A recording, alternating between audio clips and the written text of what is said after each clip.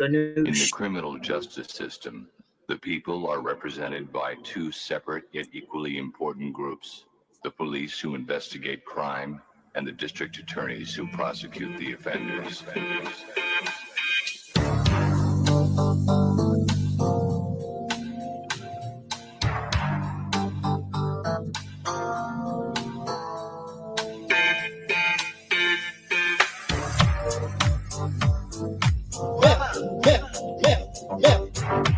That's assault, that's assault, rape, pop that chair, that's assault, that's assault, rape,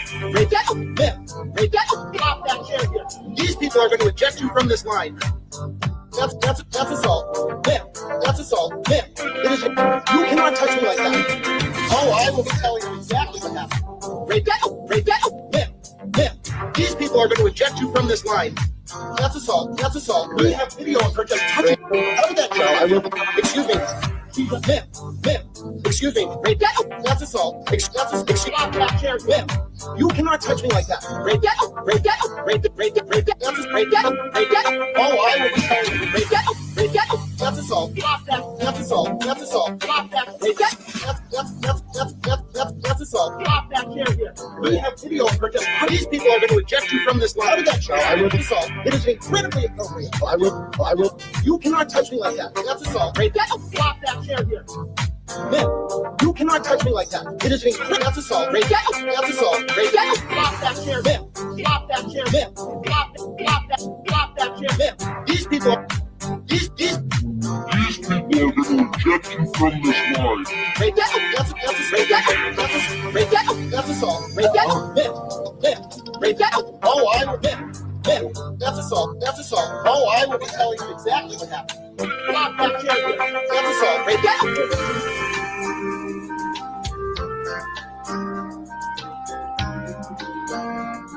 Can you give me an action or maybe follow me? Stop that chair. These people are going to eject you from this line. That's assault. That's assault. It is. You cannot touch me like that. Oh, I will tell you exactly what happened. Thank you. These people are going to eject you from this line. That's assault. That's assault. We have video of her just touching. How did that go? I will be. Excuse me. Excuse me. That's assault. Stop that chair. You cannot touch me like that. Oh, I will be telling you. That's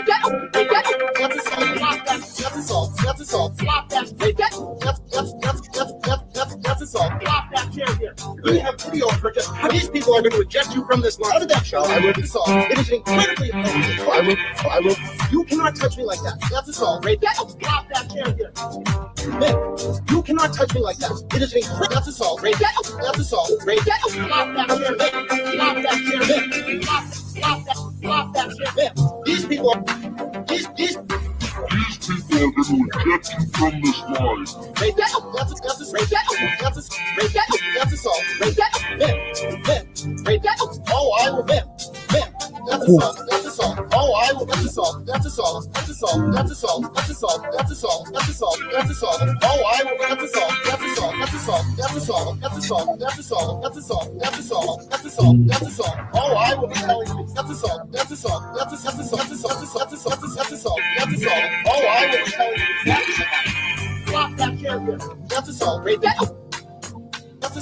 assault. That's assault. Oh, I will be telling you. That's assault. That's assault. Oh, I will be telling you. That's assault. That's assault. That's assault. That's assault. That's assault. That's assault. That's assault. Oh, I will. That's assault. That's assault. That's assault. That's assault. That's assault. That's assault. That's assault. That's assault. That's assault. That's assault on this Monday morning. That was a plum off. Where are you from, ma'am? Where are you from? And also, this is a plum awesome lemon. Guys, I can't stop watching Dawn the Lemon. Io sono from Italia. Viva Italia, per favore, la lure, mezzo male, mamma mia, da maledare. Ciacinca, buah. Figlia mia, da fantasia, mamma mia, se faccio tu. I can't understand her. I think she might be French.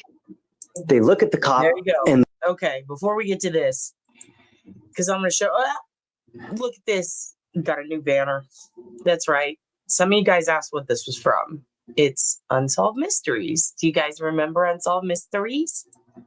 That's right. Made an Unsolved Mysteries banner. Isn't this fun? Isn't this fun for all of us? We'll be switching between this, Hell in a Cell, and Baby Brian for the next couple of weeks. We'll just see how it goes.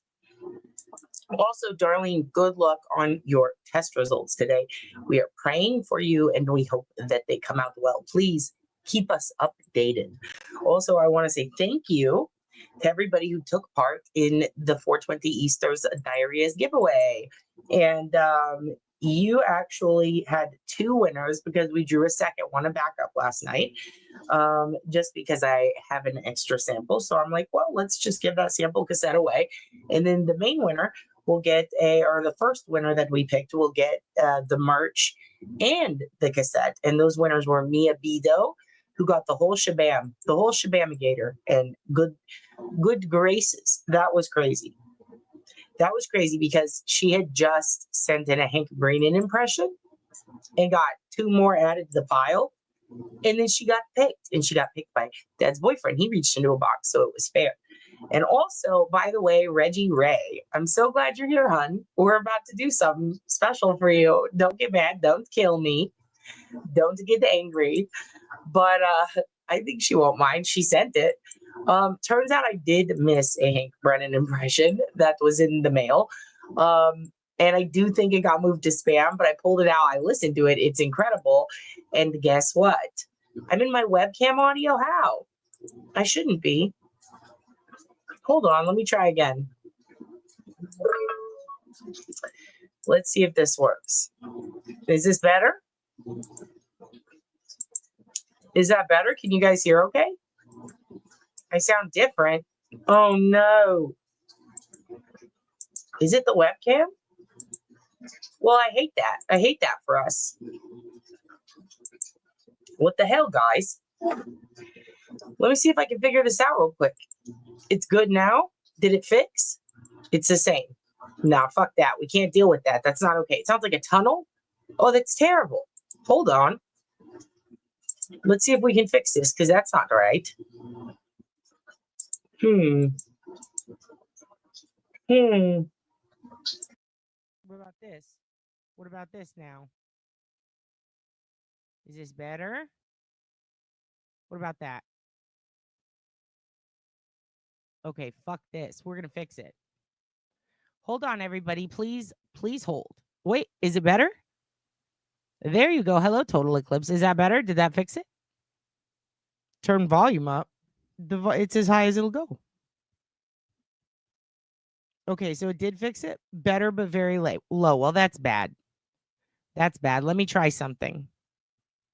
I'm good now. I don't want it to be very low. That's terrible. Let's see. Let's see if I can. Now it's crackly. Well, what a horrible start to the morning. What the fuck? Let's try this again. Let's try it again. Let me see if I can go to my settings. Let's see if we can make this happen. Let's see. Well, by God. Everything's screwing up today, guys. We're going to try to make it work. Hold on. Let me see if I can get this going. Okay. Let's see if we can get this going. Fucking hell. Hold on. Hold on a second. Let's see. I think that's better. Is that better? I'm good. We can turn up our volume. It's perfect. It's better somehow. Okay. I mean, it should be loud enough. This is crazy. Is it? Let me smash it. There. Is that better? Much better. Okay, good. Better? It sounds great. All right, excellent. I just had to smash the board against the desk a little bit. See? They'd fixed it. Excellent. Well, as long as that's good. Yeah, the Pope died on the day Jesus rose. That's happening right now. That was on our list. Oh, fucking A.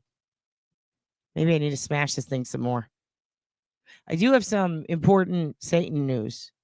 The smash worked. Excellent. Good. As long as it sounds good. check this out. Check out what was trending on Twitter this morning. And I caught a glimpse of it and I said, pardon me. Look at this. Look at this.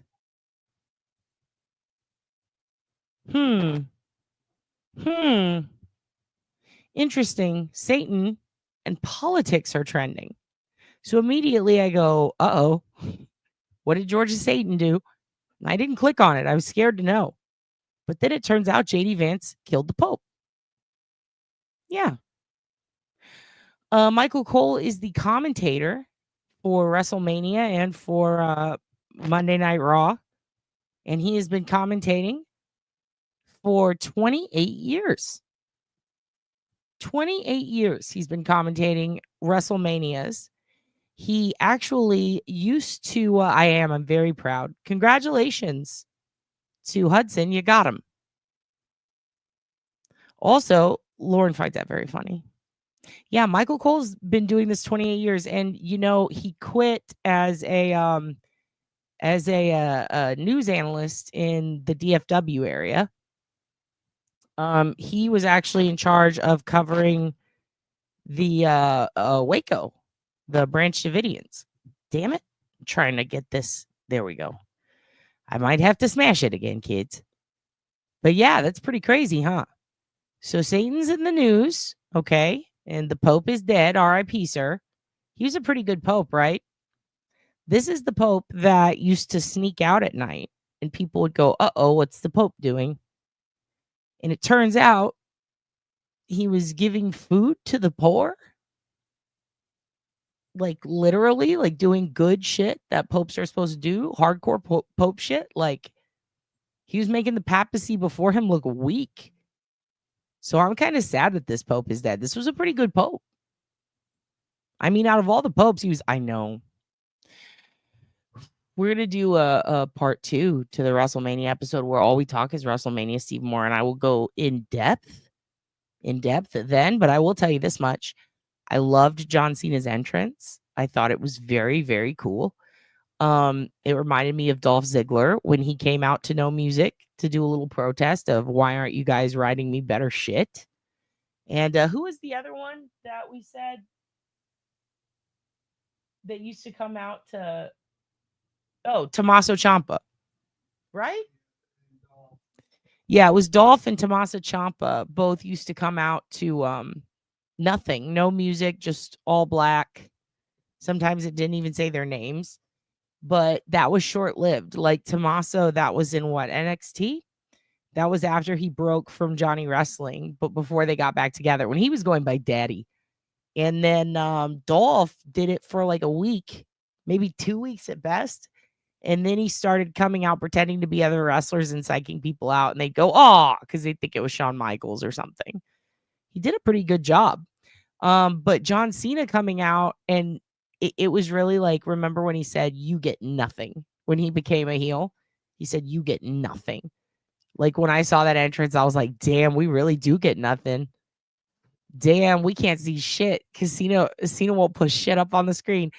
Cena wanted nothing to do with us last night. And I'll tell you, at first I was pretty pissed about it. But then when I saw his reaction, like when they did the zoom-ins, the zoomies on the scenes, he was trying to look mad, but there was a couple of moments he kind of broke and he looked like he was either going to cry or burst out smiling and laughing.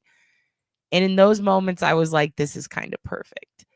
But honestly, after everything, like, it felt weird that the Elimination Chamber was where he turned heel. I felt like they should have held it out until this WrestleMania and did a whole full year of Cena. And I also am like, what is he going to do now? Because he said that was his last wrestling thing. He even had the towel that was like, fuck you guys, bye, peace.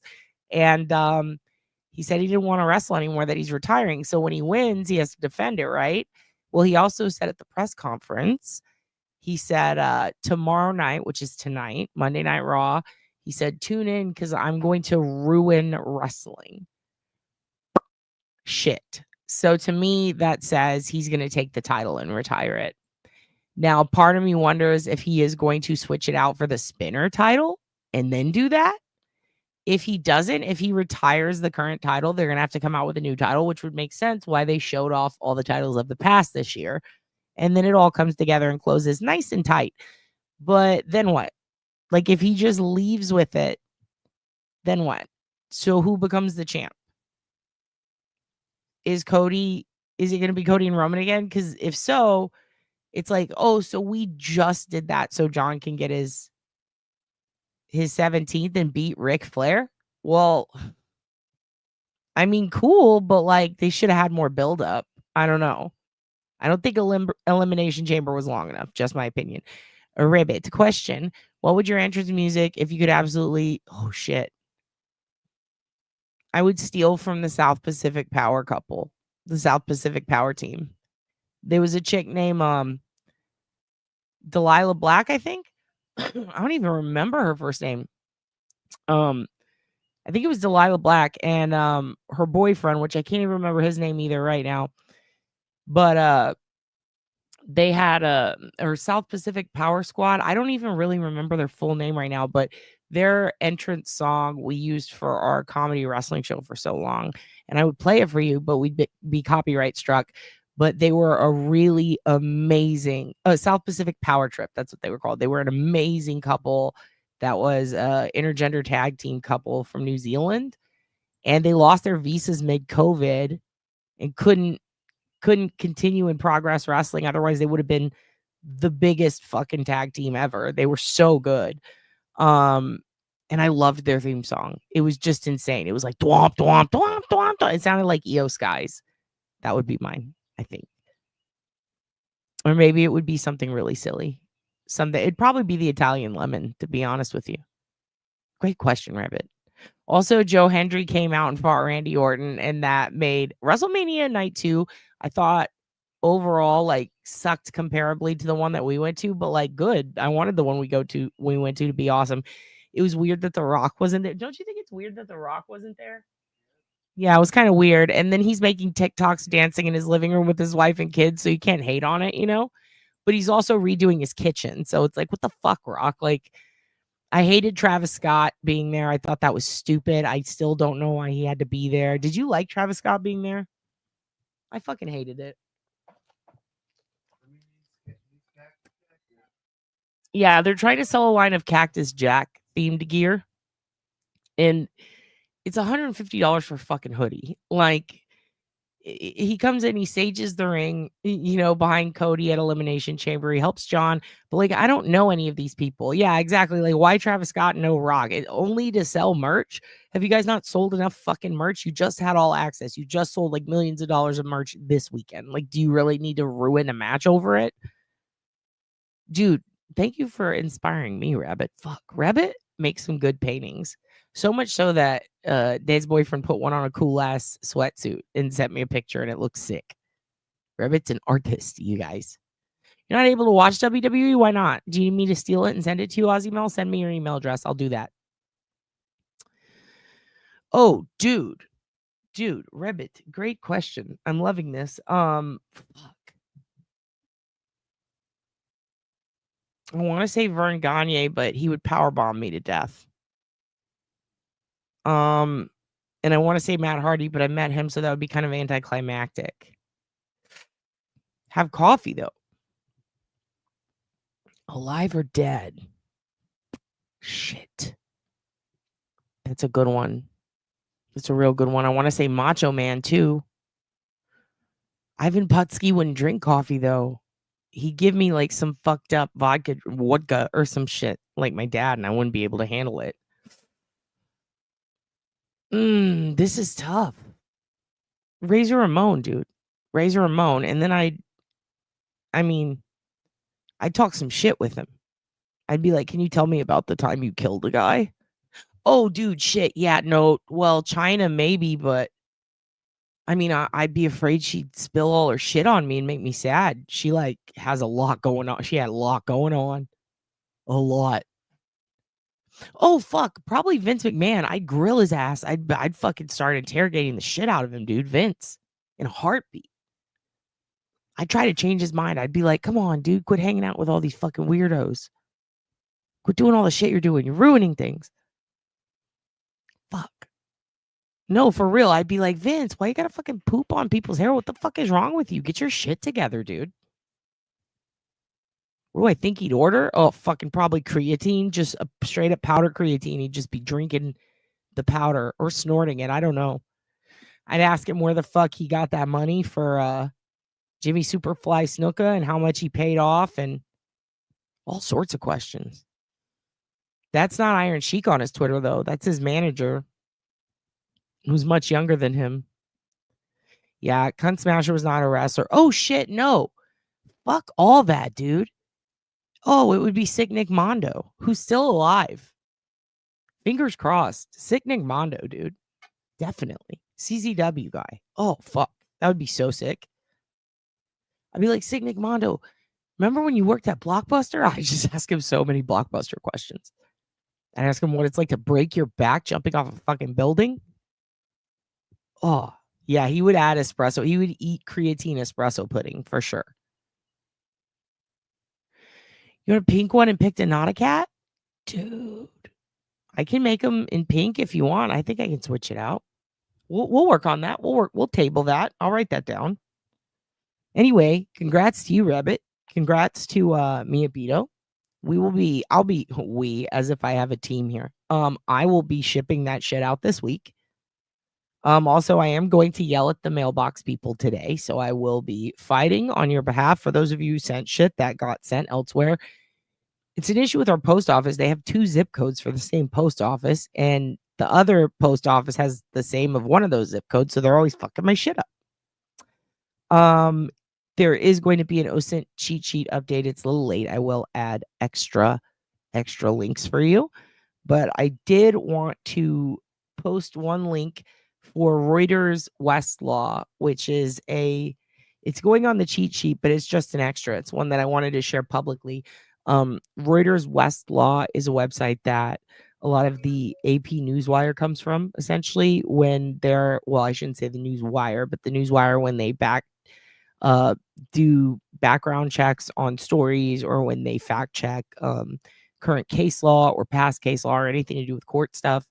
You can join Reuters case law. Reuters, what the hell is it called? Westlaw. And it's essentially the Reuters and the AP news networks fact checking court record database. And it's fantastic. And you can get a free trial for a week without using a credit card at all. And that's awesome because you can test it out and you can look up damn near any court case that might not be included in Judy records. And I am going to link it below. It is a fantastic OSINT tool, so much so that I don't want to hide it from anyone. I just want to share that shit with everybody because it's amazing. And I highly recommend checking it out. It's Reuters, which is hard to say, REUTERS. Westlaw. I believe it's Westlaw-Edge, but I will add it below. And I highly recommend you guys check it out if you're doing any. I mean, literally, you can narrow it down so well. It's got really good advanced options for searching. And I just totally forgot that it existed. And then I was like, oh, this shit was badass. And so I thought I'd throw that in there, and I'd also include it below.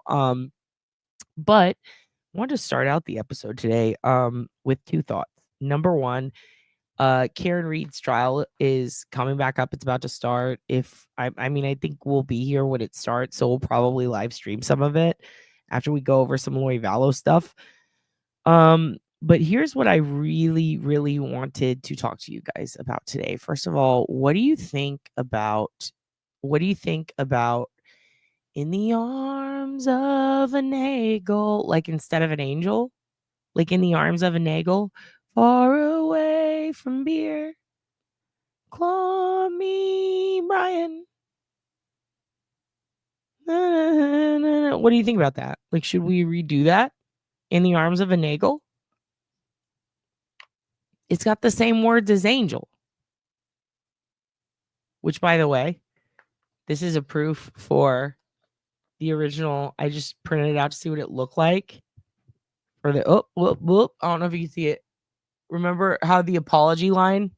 It's the exact flyer, but it says Obology, and that's one of the inserts in the cassette. That's pretty sick, huh? Just wanted to show you because I was printing it out, looking at it. was like, this is pretty sick. I was designing it and I wanted to put the OG number on there, but if we change it, it's fucked. You like that? In the arms of an eagle. But he is the hot judge. Lori's? Yeah, absolutely. You like that? You like it? Hello, Kim. Nice to see you. You guys like that? Yeah, it's the same letters. In the arms of an eagle, though, instead of an angel. I feel like I don't know what we're going to do with that, but I feel like it's something we should explore.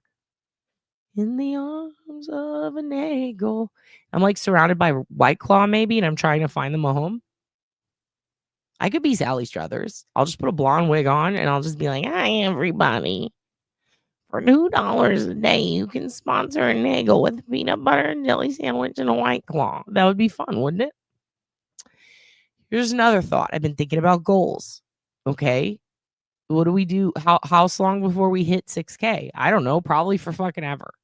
But then what's the next peak? 10K. Well, what do we do with those? What do we do with those? So I'm thinking like, if we hit 6K, maybe I'll get stickers. Maybe I'll get stickers and we'll figure out a thing to where I can give the stickers away somehow. But I was thinking 10K. What if we do a meetup somewhere? And here's what I was thinking. Prawn on the lawn.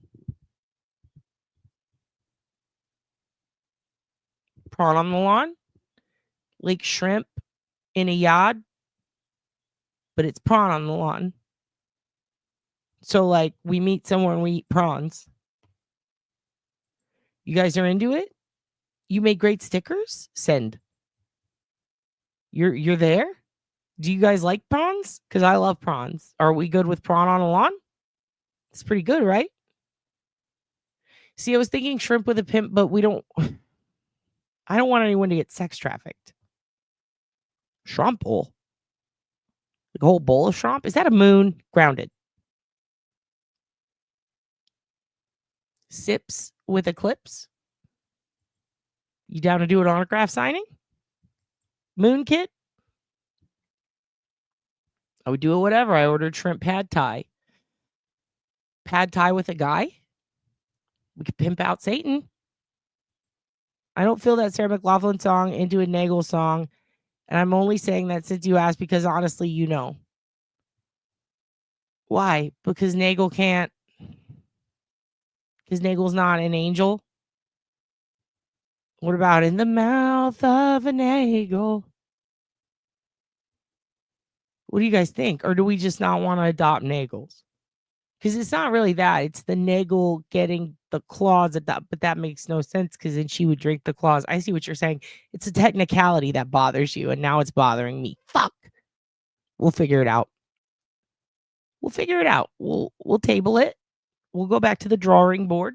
Okay. But I'm thinking in the arms. What about like with the arms of a Nagel? It could work. We got to work it. We got to figure it out. We have to figure it out, you guys.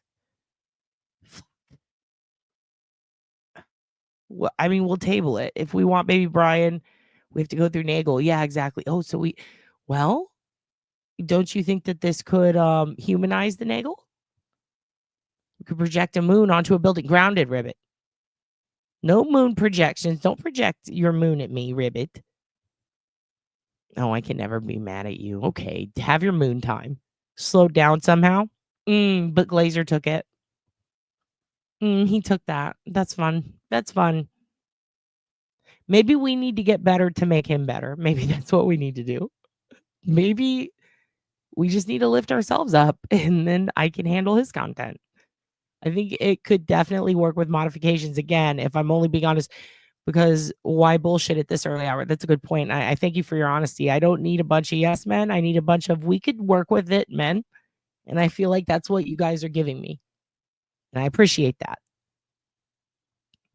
Yeah, he's slowing down all kinds of shit now. So you know what that means? That means we got to speed up. Uh-oh. Grave Concern says, I'm going to fuck you. Uh-oh. Yeah, but you know what? Listen, we're used to it. Almost everything from here has been taken. And I'm like Liam Neeson, which is why I knew this shit would happen. That's why I have a fish logo that says, give me my fucking son. Because I am Liam Neeson and everything gets taken. And that's just that. I mean, what are we gonna do? We just have to. You lift me up. We just have to. We just got to speed up the Nagel. I don't know. We got to speed things up. Maybe he does need to take. You know, can we talk about that for a second? Liam Neeson, why's your kid getting took? Where were you? Fucking crunchy, dude. If there's not chunks in it, what are we fucking doing?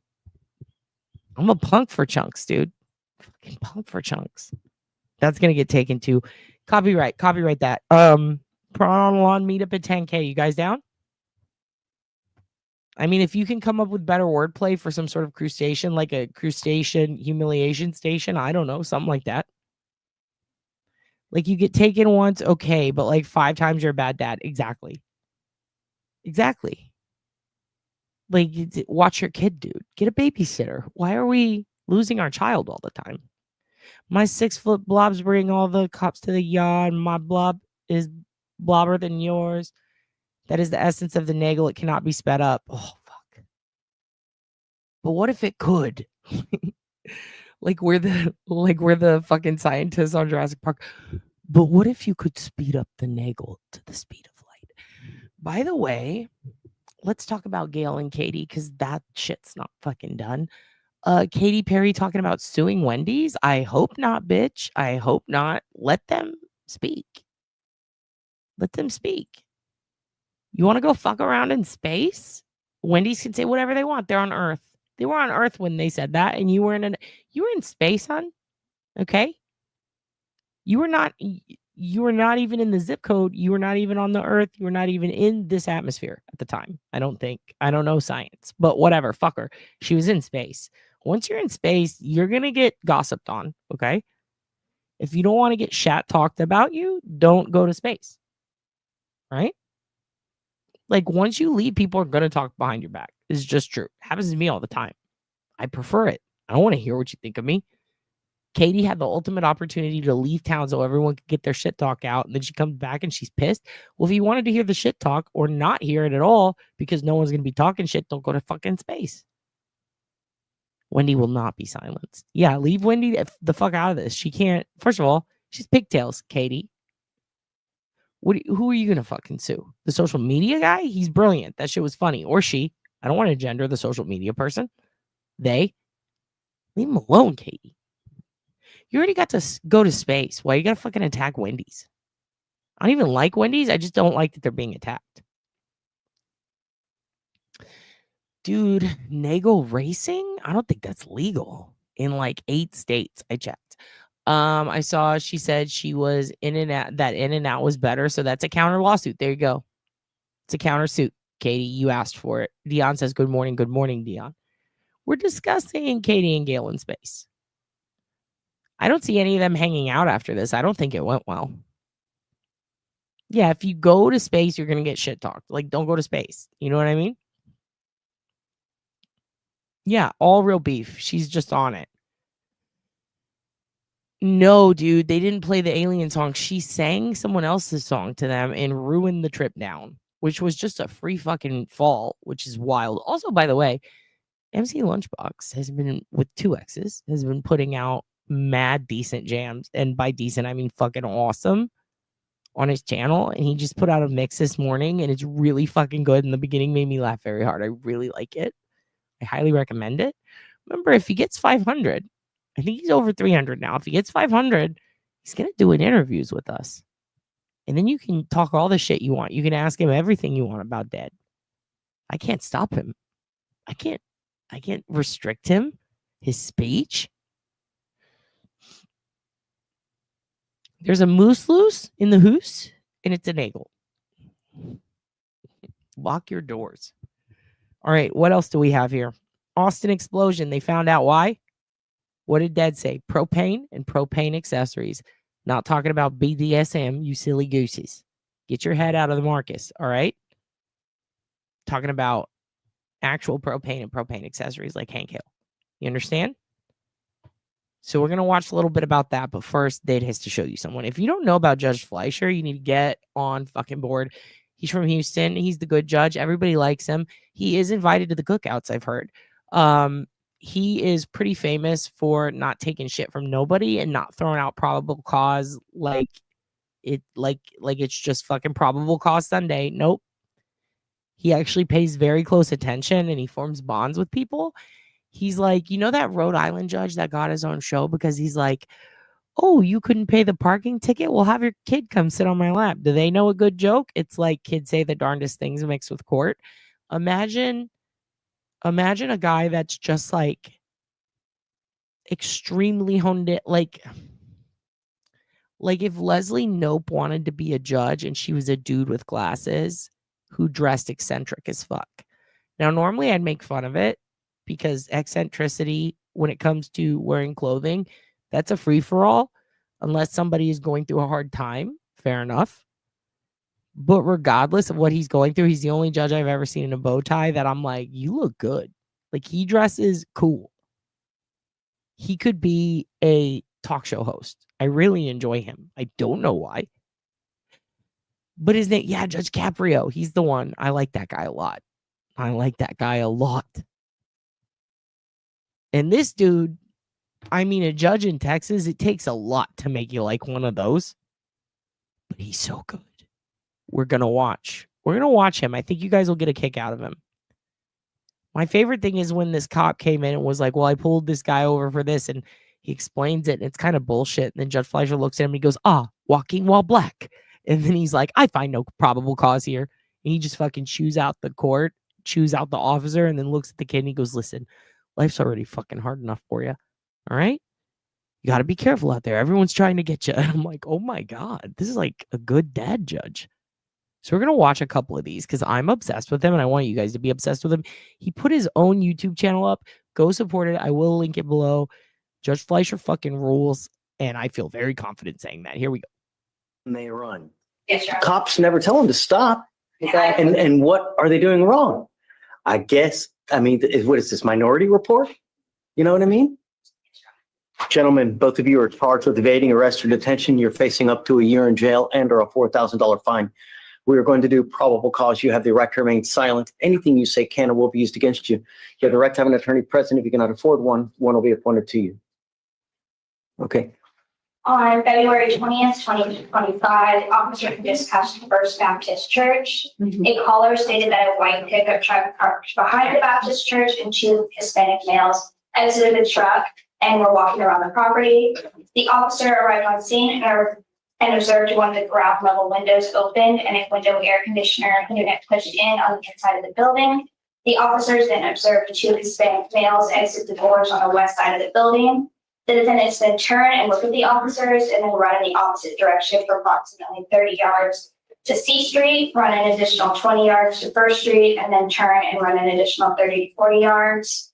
Due to the circumstances of the incidents indicating this might possibly will further progress, with fleeing suspects who could have been armed, the officers drew their duty pistol and gave defendant Love Jr. several commands to get on the ground and allow him time to reply. Okay, I have to pause for a second. You see his bracelets?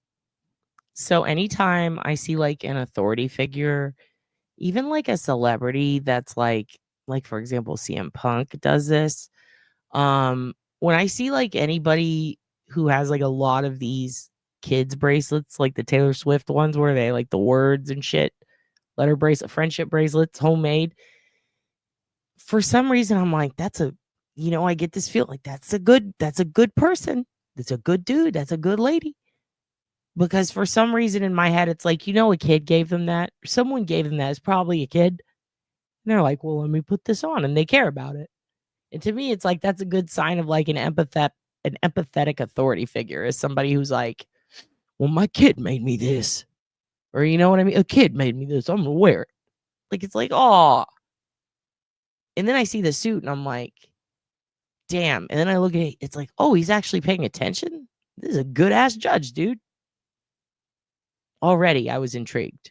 I've been watching him for a while, but the first time I saw him, I was like, damn, something about this judge. He's going to be fun to watch. He disregarded the command, so the officer took defendant Love Jr. to the ground.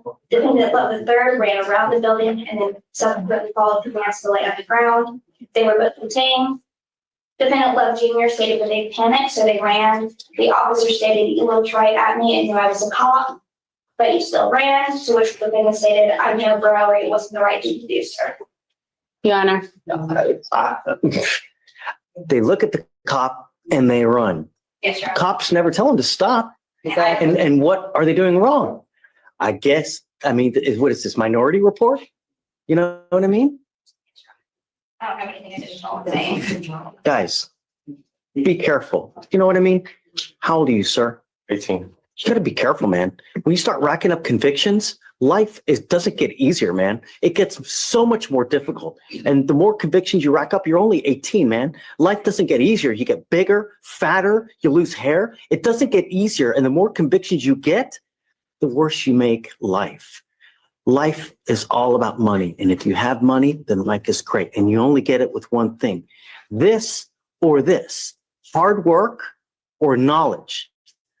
Going around picking up cases, that's not the right way. Don't pollute. Do you understand? Sir. I'm going to find no probable cause on both of your Can I just say, if you haven't seen him before, he also speaks very fluent Spanish, and it is fucking sick to watch. cases. Thank you, Your Honor. Take a seat. So you're charged with failure to give information upon striking a highway fixture. You're facing up to 6 months in jail and or a $2,000 fine. We are going to do probable cause. You have the right to remain silent. Anything you say can and will be used against you. On December 28, 2024, the officer was dispatched to apartments in Harris County, Texas, in regard to a single vehicle accident that hit the mailbox of a resident. The officer observed the defendant's motor vehicle with heavy front end damage, but did not locate any driver or occupants inside the vehicle. During inventory, the officer located the defendant's photo ID and Texas utility bill that came back to the defendant's name and address, approximately 1.4 miles from the accident. The registered owner of the mailbox came back to the defendant of the utility bill and his address. The officer went to the defendant's residence, noticed the garage door open and garage interior to the residence wide open. The officer made contact at the residence, wanted to make sure the motor vehicle was not stolen and wanted to make sure the owner of the vehicle was okay. The officer went inside the residence after knocking and announcing his presence several times under the community caretaking doctrine, and the officer made contact with the defendant asleep in the living room. The defendant woke up and it was because they had yes, the vehicle was damaged and he wanted to make sure the occupant was okay. So he announced himself and went into the residence. And then it was after that he saw the defendant asleep in the living room, and the defendant woke up and immediately said the car accident, that he did not cause any injuries or any trouble, and that he was driving his motor vehicle 2 or 3 hours prior, and that he was on his way to drop it off at a mechanic when his vehicle was hit. The defendant called the insurance company, and the defendant walked home because no one arrived on scene, and the defendant was going to pick up his motor vehicle in the morning. And the officer made contact with the complainant, who stated she heard a loud bang and observed damages approximately $1,025. So are you telling me that he did stay though? No. What happened, Your Honor, is that he struck the mailbox at the apartment, and the defendant said that he called his insurance, no one came to the scene, so he walked home. And the officer, when he arrived, saw the empty. Did he make an attempt at the scene to anyone? All he said is that he called the insurance company. That's the only person that he had stated he called. And then after that, he walked home because no one arrived on scene. And then that's when the officer arrived and saw his empty vehicle damaged, and then he found a utility bill in the ID. I have so many questions. Let's do this. I'm going to appoint you a lawyer, or you have a lawyer, right? Let's do this. I'm going to hold off on finding probable cause at the moment. Let me wait for your lawyer to get here. We'll revisit PC here momentarily. Your Honor, Mr. Biagas, when he climbed to the mailbox pole, he didn't stop. He got out of the car. There's no one to talk to. And so from there, he went to his residence, Your Honor. But, it's not a case where he didn't identify himself or anything. And then we don't know what the restitution amount is going to be for the bylaws. Make that, according to the statute, right? It says that you're Identify himself or anything. And then we don't know what the restitution amount is going to be for the bylaws. Mike was that, according to the statute, right? It says that you're supposed to, I don't even know. Reasonable steps to locate and notify the owner or person in charge of the property of the collision. What time? It was just the middle of the night. 1:50 in the morning. I don't think it'd be reasonable to knock on anyone's door. I don't think one would open. I mean, reasonable steps. You know where a person lives. You get their mailbox. It would be pretty easy to walk up and knock on the door. Is that reasonable? I mean, if you go up to someone's door at 2 a.m. and you start knocking on the door, are you going to scare the? Probably, Judge, but I would want to know if In Texas, nonetheless, where people can just shoot you. You think that's a good idea? Would you wake up a stranger at 2 a.m. and say, I hit your mailbox, or would you call your insurance? Put it in the chat. I'm very interested. I would probably call 311 and ask them what to do. That's what I would do. What would you do? You hit someone's mailbox. It's about 2 a.m. You're in Texas, where if you step on someone's property, they have the right to be like, get the fuck off. They could think you're breaking in and shoot you. Like, I like that he actually considered that. Like, is this reasonable? Thank you, Judge. Wouldn't it be nice to see him in charge of the Karen Reed trial? I'd be genuinely excited for that. over my mailbox and somebody ran their Leave car a into note. it, Would you open the door and go out? I would look at the people and see. I And then guess I there would are leave the car. other measures I guess you could take theoretically. Something. Right. I guess leave. Leave a note on the door. Okay, all right. Mr. Biagas, come up. I mean, reasonable measures, and I guess that would. Have you run his license? See if he has a valid Texas driver license. It's supposed to be Florida license that appears valid. Mr. Biagas, I'm going to find that there's probable cause to go forward with the case. I'm ordering you not to drive any vehicle unless you have car insurance in your name. Do you understand? If I find that you're driving without a license and or liability insurance in your name, it's not going to go well for you. Do you understand? Okay. So what do you pull her over for? She driving while black? The second one is I was wondering if we could revisit PC on Miss Reeves or Miss Groves. I'm sorry. Oh, what was that? When Miss Reed? Oh shit! I got excited for a second. This is the Failure to ID. Yes. On April 2nd, 2025, in Harris County, Texas, the law enforcement officer initiated a traffic stop and made contact upon requesting identification from the defendant. The defendant stated he did not have his own identification, wrote her name, and did Good morning, Satan. Boy, do we have news for you. Hey, you, first of all, look what happened. Look what happened on Twitter. What is this? What did you do? Tell the group what you did. Tell the group why you're trending above Michael Cole, who had 3,000 posts, and right below Pope Francis, who just met JD Vance and then died mysteriously because of old age. He mysteriously died because of old age. What did you do? Why are you in the middle under politics? What's going on? What happened on the TikTok? You can tell us. We just need to know, okay? So we can be prepared. Please help us help you. What happened? That's all. that the officer could not confirm. The law enforcement officer eventually matched the vehicle registration to the defendant's driver's license. The problem here, if I remember correctly, that he asks her to give name, date of birth. She writes something different. That's not her identifying information. Yes, Your Honor. I think the issue with probable cause, Your Honor, is under the statute, she needs to be lawfully stopped, and there's no justification for the stop. Oh, I guess I didn't even think about it. Well, what was the stop for? Did you tell me? I don't remember. Your Honor, the only thing I have in the DEMS is that it says law enforcement officer self-initiated traffic stop. Oh, I did. Dion, why did you LOL after that? What the fuck? Diane, I mean, Jesus. Accused the judge of being racist and handled it with such class and dude, yeah, like this guy of all people, really? He's like, he's for us. Like, what are you talking about? He's for the people. He's a man of the people. Pope said he refused to meet with the evil, and he met with I mean, he already met with the evil. Remember when he met with them last go around? He was pissed about it. He made a pissed off face. Damn. I can't believe I missed it. Okay. So what do you pull her over for? Yeah, She driving while black? No. Okay, no probable cause. Okay, great. Thank you, Your Honor.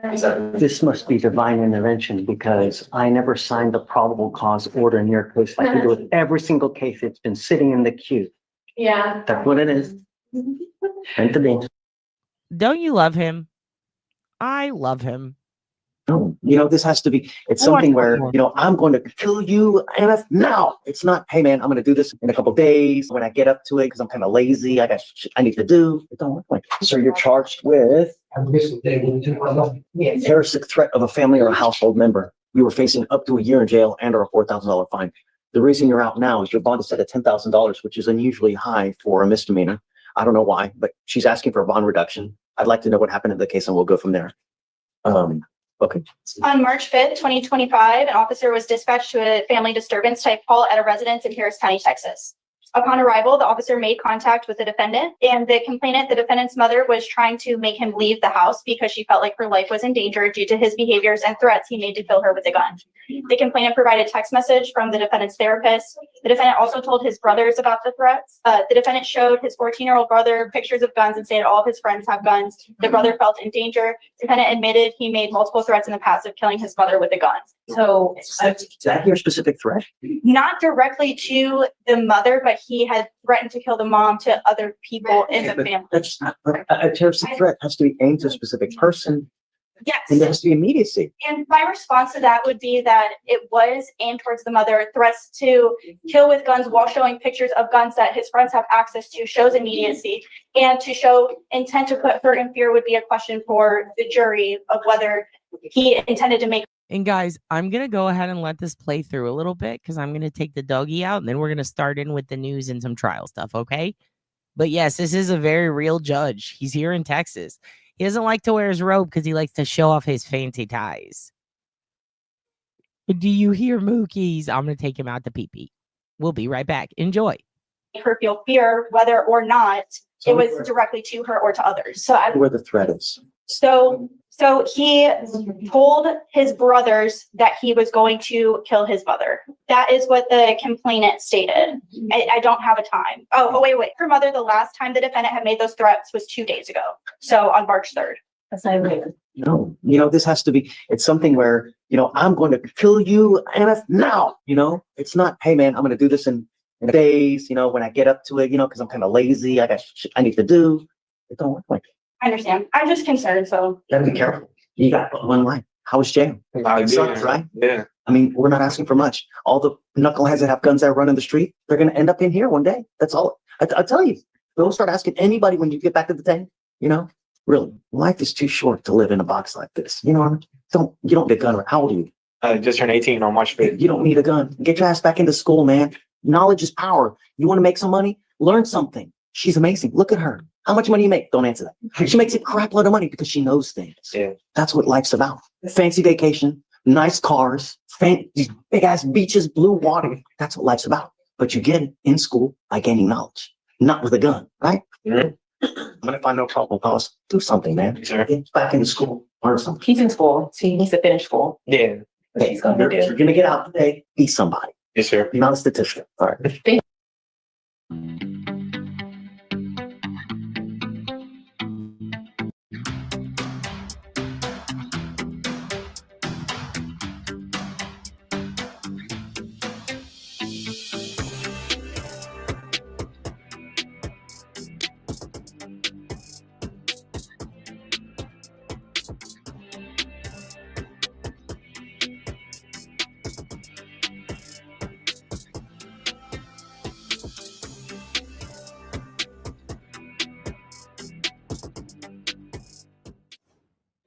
Reaction continues to pour in from world leaders as they have learned that Pope Francis has died at the age of 88 years old. President Trump already sharing his thoughts and prayers. I also wanted to share this social media post. This is from Emmanuel Macron of France. It says, from Buenos Aires to Rome, Pope Francis wanted the church to bring joy and hope to the poorest, to unite people with one another and with nature. May this hope be reborn endlessly beyond him. To all Catholics, to a grieving world, my wife and I send our thoughts. And so that is a photograph of French President Macron, his wife, and Pope Francis sharing a laugh right there. Continuing our coverage, we also wanted to head out to share this live look with you. This is a live look from Argentina. This is the home country of Pope Francis, as many in his home country continue to mourn his passing. We did share with you just a little bit of one of those church services right there. And we are expecting another service, another mass to get underway at 9 a.m. Eastern time, this out of Washington, D.C., and we will be bringing that to you. But a short time ago, St. Patrick's Cathedral out of New York City also held a mass, and that is where we heard from Cardinal Dolan, who shared as part of his homily the remembrance of Pope Francis, but also speaking with the media shortly thereafter. And I did want to play out at least a portion of his remarks as we continue our coverage. Mercy upon his noble eternal soul. You bet we do. He'd want us to. He was such an eloquent preacher of divine mercy. But we also offer gratitude to God for the gift that he was. We don't call him Holy Father for nothing. He's the father of our family. And there's a death in the family. And we're saddened. We use a Latin phrase these days, starting about 5 hours ago. Sede vacante. The chair is empty. The empty chair, the chair of Peter, is empty. Sede vacante. All right? That's the chair he sat in when he visited New York. That's his portrait, obviously. That's the cross he carried. The chalice that he gave me, remember at Madison Square Garden? That's the chalice he gave me. So we have vivid, grateful memories of him. And I'm just so happy that you all are here. We can never choreograph our own birth or death, can we? That's always in God's hands.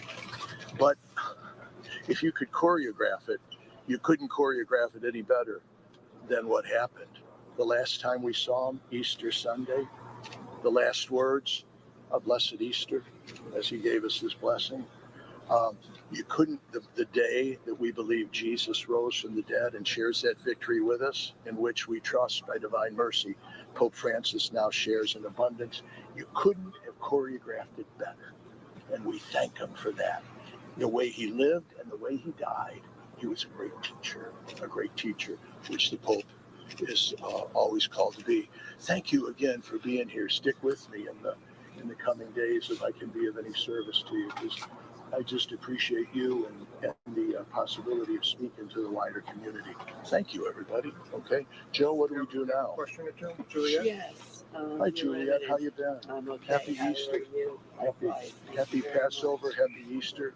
If you could talk about his stewardship and what he meant to Catholics and what he brought to the papacy. I love that word, stewardship. Thanks for using it. Stewardship means we're aware, gratefully aware of the gifts that God has given us, humbly aware, and we try to use them to the best of our ability. And he was a wonderful steward of the gifts that God gave him. I remember right after I was there in 2013 at the conclave when we elected him. And when we all left after we had blessed the crowd and we went over the Doma Santa Marta for lunch, and obviously he did the opening prayer, but before he's looking out at all of us and he says, God forgive you for what you did. Or so there was a humility and a sense of humor there from the beginning. Those were gifts that he had. He'd be the first to admit, when you think of the towering intellects of John Paul II and Benedict XVI, he'd be the first to admit that perhaps the abundant gifts that God had given him were evident elsewhere, in his simplicity, in his humility, in his easygoingness. These were gifts that he stewarded so well. But yet, here's a biggie too. He taught us at the end by allowing us to watch him die. He taught us. Okay, this guy's pretty creepy. I'm gonna be honest. Okay, he's to watch him die. Like, homie, chill. I'm uncomfortable now. JD Vance is gonna run for Pope. Yeah, backhanded compliments too. And also, this guy, yeah, we need to OSINT his ass. What? Yeah, he was the best Pope ever, for real, for real. He like imagine a Pope that sneaks out and it's like, what were you doing? Who were you sacrificing? And he was like, I was giving the homeless people sandwiches. He got in trouble for that, like his first year as Pope. And then when everyone was like, hey, Pope, can we kill the gays? He was like, no, do not kill the gays. Like, this guy's fucking so.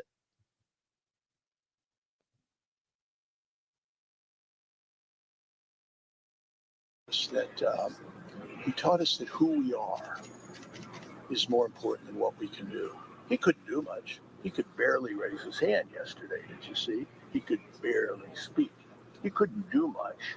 But what he was, as a child of God, created in God's image and likeness, destined for all eternity, given the high office of the successor of Peter, what he was so much more important than what he could do. All right? He did.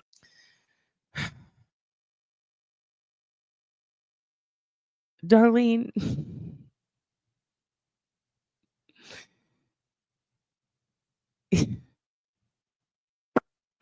Girl.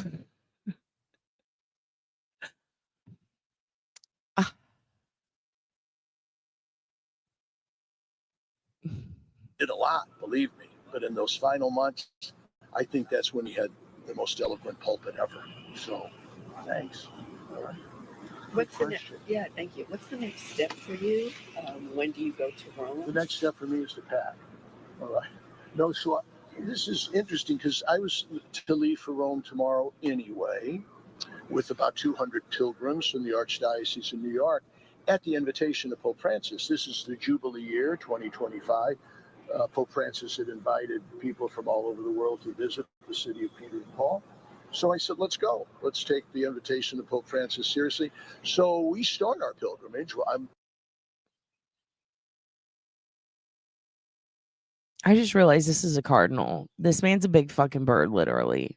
But he's not behaving like a big fucking bird. You know what I mean?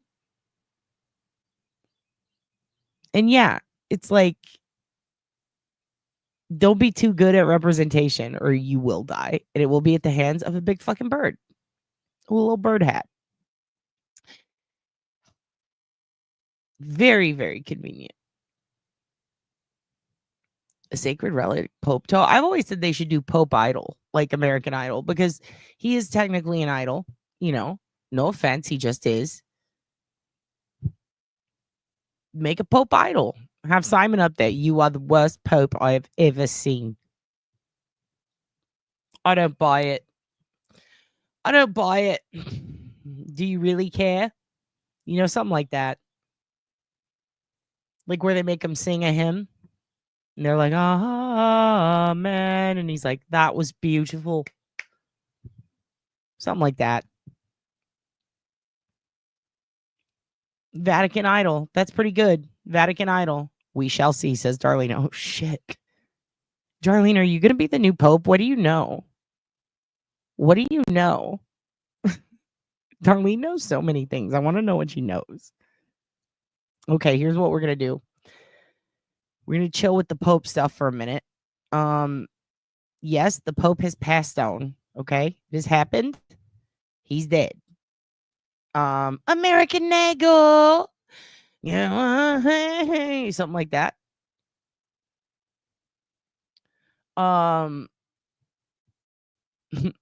Judge Fleischer. Okay. I believe has the Karen Reed trial started yet? Because I wanted to watch it. It's day 1, right? Or is that tomorrow? Let's see what's up. It's a little rainy and cold here out of nowhere. Didn't expect that. Has it not happened yet? Is it not happening this morning? Am I wrong? Am I wrong, dude? Oh, here we go. Watch live. Oh, that was 4 days ago. It's tomorrow? God damn it. All right. Well, good thing I made another playlist. So here's, I thought it was this morning. Yikes. Well, here is, let's do this. I wanted to show you guys this shit anyway. So the Menendez brothers, there's some stuff going on. Do you understand? There's some wonky-do stuff going on. Remember how they were supposed to get resentenced? Well, they were going to try to, or the DA was going to try to delay the sentencing. And now for some reason, they're saying it's canceled. And I'm very confused. And I was in WrestleMania mode all weekend. So I figured let's watch this and see what the hell is going on. Okay. Because I just found this out, just like finding out the Pope is dead. And of course, I had to pick something with Brian Enton in it because we got to check in on the hair. Got to make sure he's still part Targaryen. Also, your sister Mitty, her show debuted, or her season 2 debuted. It came out, and damn, have to start over from the beginning because didn't ever watch that show, but now I'm into it. Highly recommend it. Pedro Pascal and that little girl, very, very good. She is the girl that died in the Game of Thrones in the fire, I think. And very, very good actress. Makes me cry a lot. It's Patriots Day. Is that football day? What is that? You guys celebrate patriotism or Patriots, the football team? Or are you talking about like tea party shit? You guys with these adult tea parties, it's too much. What are we doing here? You like John Paul the most? So did my grandma. She was obsessed with him. She met him in his little Pope bubble. She was like, look, this is when I met the Pope. It's Marathon Day, Boston Marathon Day. Oh, okay. Is it just it's a holiday in Massachusetts? Is it because, oh, wait. So today's the Boston Marathon? I'm so confused. You guys, is there a holiday for the Boston? Darlene, do you mean there's a holiday for the Boston bombing, or do you mean the marathon falls on Patriots Day, or is Patriots Day something we all do? Or is that something Massachusetts does? I am so confused. You guys with your cars and your yachts and your fucking Paul Revere's and now this? And just call it New England. Well, we're already calling it other things. It's already, they all have states named. Why are we calling it New England? I'm sorry. I don't mean to get worked up, but what the fuck is going on here? Marathon mode day, mass only day at Patriots. Mass only holiday. Okay. Okay. The Pope died on Easter. Yeah, dude. Isn't that weird? Yeah, Lori Vallow has court today. And I'd also like to view that. I have it pulled up. It says upcoming. Let's see when this happens. It's supposed to be happening soon. I can't breathe. It says 1 p.m. Oh, I forgot they're behind. Well, hey, fine. We're going to learn a little bit about what's going on with the Menendez brothers. And is their resentencing going to happen now? Because they said it would, and the judge said do it. And now there's recusal talks. There's all sorts of shit going on. So I need to know what's going on with the Menendez bros. And then we're going to learn a little bit more about propane and propane accessories. Okay? Okay. Dude, we just watched this shit. I was telling them earlier we should have a Pope idol. They could come out in their fanciest hats. They can do their songs. Simon Cowell can pick. Who cares? Just like pick one. But at the same time, it's like, it is weird that JD Vance met him and then he died. He's like, oh, this Pope likes gay people and hates Trump. Well, not anymore. Meet this guy with eyeliner now. Now the Pope's dead. I'm just saying, it's just weird. It's like how Glitter by Mariah Carey came out. The movie with Mariah Carey. Her movie came out the morning of 9/11. Like, I'm just saying, it's just weird timing. I'm not saying they have anything to do with each other, but kind of weird. Anyway, we are going to check in on this Menendez brothers stuff because it is worrisome and I am concerned. And I want to know what you guys think. Yeah, the Pope died on Easter. It's crazy. He wouldn't meet with evil. He didn't want to. He said, nope, I'm out. He opted out of existence. All right. Let's see what happened with the Menendez. Fireworks in court today at the resentencing hearing for the Menendez brothers serving life without parole for the 1989 murder of their parents. The brothers have always claimed that they killed them out of self-defense because of years of abuse at the hands of their father. The LA District Attorney, up until a few months ago, George Gascon, supported resentencing the brothers, but after November's election, there was a new DA that took over, Nathan Hochman. Hochman came out against any resentencing effort, saying the Menendez brothers have never accounted for what he calls lies, and as recent as today, called for this afternoon's hearing to... When he says Hochman, it sounds like he has something stuck in his throat. He's like, Hochman. It's like, dude, just cough it up. He halted. He lost that bid and went face to face with the Menendez's defense attorney in court. And joining me right now is that attorney, fresh out of court, busy day. Mark Garagos joins us live now. Mark. Also, whose hair you have to specify? Are you talking about Brian Enton's or are you talking about their lawyer? Look at that hair. That's some 80s ass hair. Come on, girl, sit up. Let me see your hair. Boom. That's a perm. People who want to know what a perm's like, there's your perm. There you go. Look at that. Welcome to the 90s, bitch. This is what's up. Yeah, he met JD Vance. They should check for poisoning, especially because they fuck around with Russia so much. They fuck around with Russia too damn much to be meeting with popes, okay? That's a huge fucking perm, dude. That's a poodle perm. This the perm you get when like you just quit counting the divorces. It's like, you know what? Fuck them all. I'm getting a perm. You know what I mean? It is Fatal Attraction, dude. This is, I mean, what do you even do with this? It looks like ramen.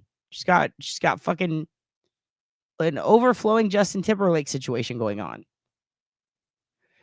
Dude, the ruler. It was real and it was on the wrist and it was every fucking time I talked. Got kicked out of Catholic school pretty quick. I think I did a year and a half. I don't remember. I was too much. I was too much for those nuns, for the nunnery. To be halted. He lost that bid and went face to face with the Menendez's defense attorney in court. And joining me right now is that attorney, fresh out of court, busy day. Mark Garagos joins us live now. Mark, seemed like a lot of fireworks. Cameras weren't allowed in the courtroom. What happened today? Well, as usual, Nathan Hochman, the DA, raced over to do his photo opportunity, violated what I thought was a privilege by doing the press conference in the first place, but that is apparently his modus operandi now. We got into the courtroom, and the issue was whether or not they were going to, or we were actually going to ever see the reports that had been prepared. We still haven't. When I say we, neither my clients nor myself. Number one. Number two. Yo, I'm going to get shit on so much by someone for this, and I'm sorry, but doesn't Garagos look a lot like Scott Peterson? Not Lacey Peterson's husband, the other Scott Peterson. Like, he kind of looks a lot like him. It trips me out. It's kind of like how Vinnie Politan looks like old Koberger. I got a lot of shit for that, but I also got a lot of support. I'm just saying. We've gotten to a point now where the victims, who also happen to be my client's family, they're both their family and they're the victims. They have been savaged and traumatized. That one, I fucked up. Don't be amazed by Dad's work ethic. Dad just fucked up Drew and Scott Peterson like a noob. Dude, I'm such a noob. You're right. Drew Peterson. Doesn't he look like Drew Peterson, though? Kind of does. Genesis, Exodus, Leviticus, Numbers, and Deuteronomy. I remember Leviticus. I remember almost every quote from that because I was like, ew, they make you fuck a dog? Like, I remember thinking it was weird. And Timothy. I remember all those. 1 year after telling the nun hit me, yeah. And it was always for talking too much. Yeah, Vinnie Politan looks like the Papa Roger picture. That's why when everyone was like, it's Papa Rogers, first of all, it's not. For anybody who still thinks that, no, it is not. That account is actually very easily traceable. It is not fucking Brian Koberger. That is not who that is. But it does. The picture does look like Vinnie Politan. And it would be so funny if people started that rumor. It's not true, but goddamn. He does, right? It's crazy. It's really crazy. Repeatedly by this new DA, and starting with last Friday when grisly crime scene photos. Dude, do not tell me to imagine hippie nuns because I can't. I literally can't.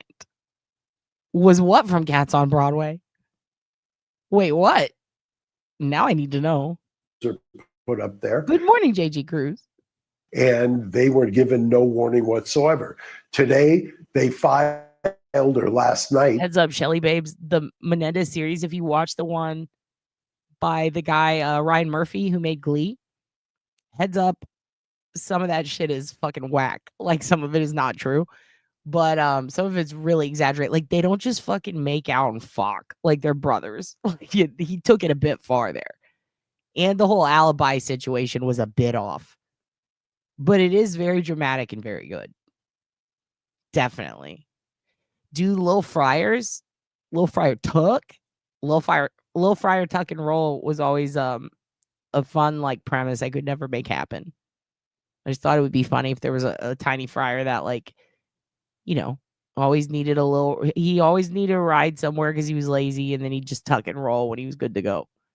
I don't know why that was so funny to me, but I remember writing a whole bit about Friar Tuck and Roll, and it just never worked. couldn't get it to work. Nippies? Oh, Jesus. The DA filed a motion to continue the case without notifying any of the victims, once again, violating Marcy's law, which is a constitutional provision for victims. And so we decided today, after the latest shenanigans, that they want a continuance. That's fine. We're going to continue it just long enough to move to recuse, basically ask the judge to throw the DA off the case and find somebody who is at least partially in compliance with the Constitution. How would that even work? I mean, is that really a possibility? Would they bring in a DA from like another jurisdiction?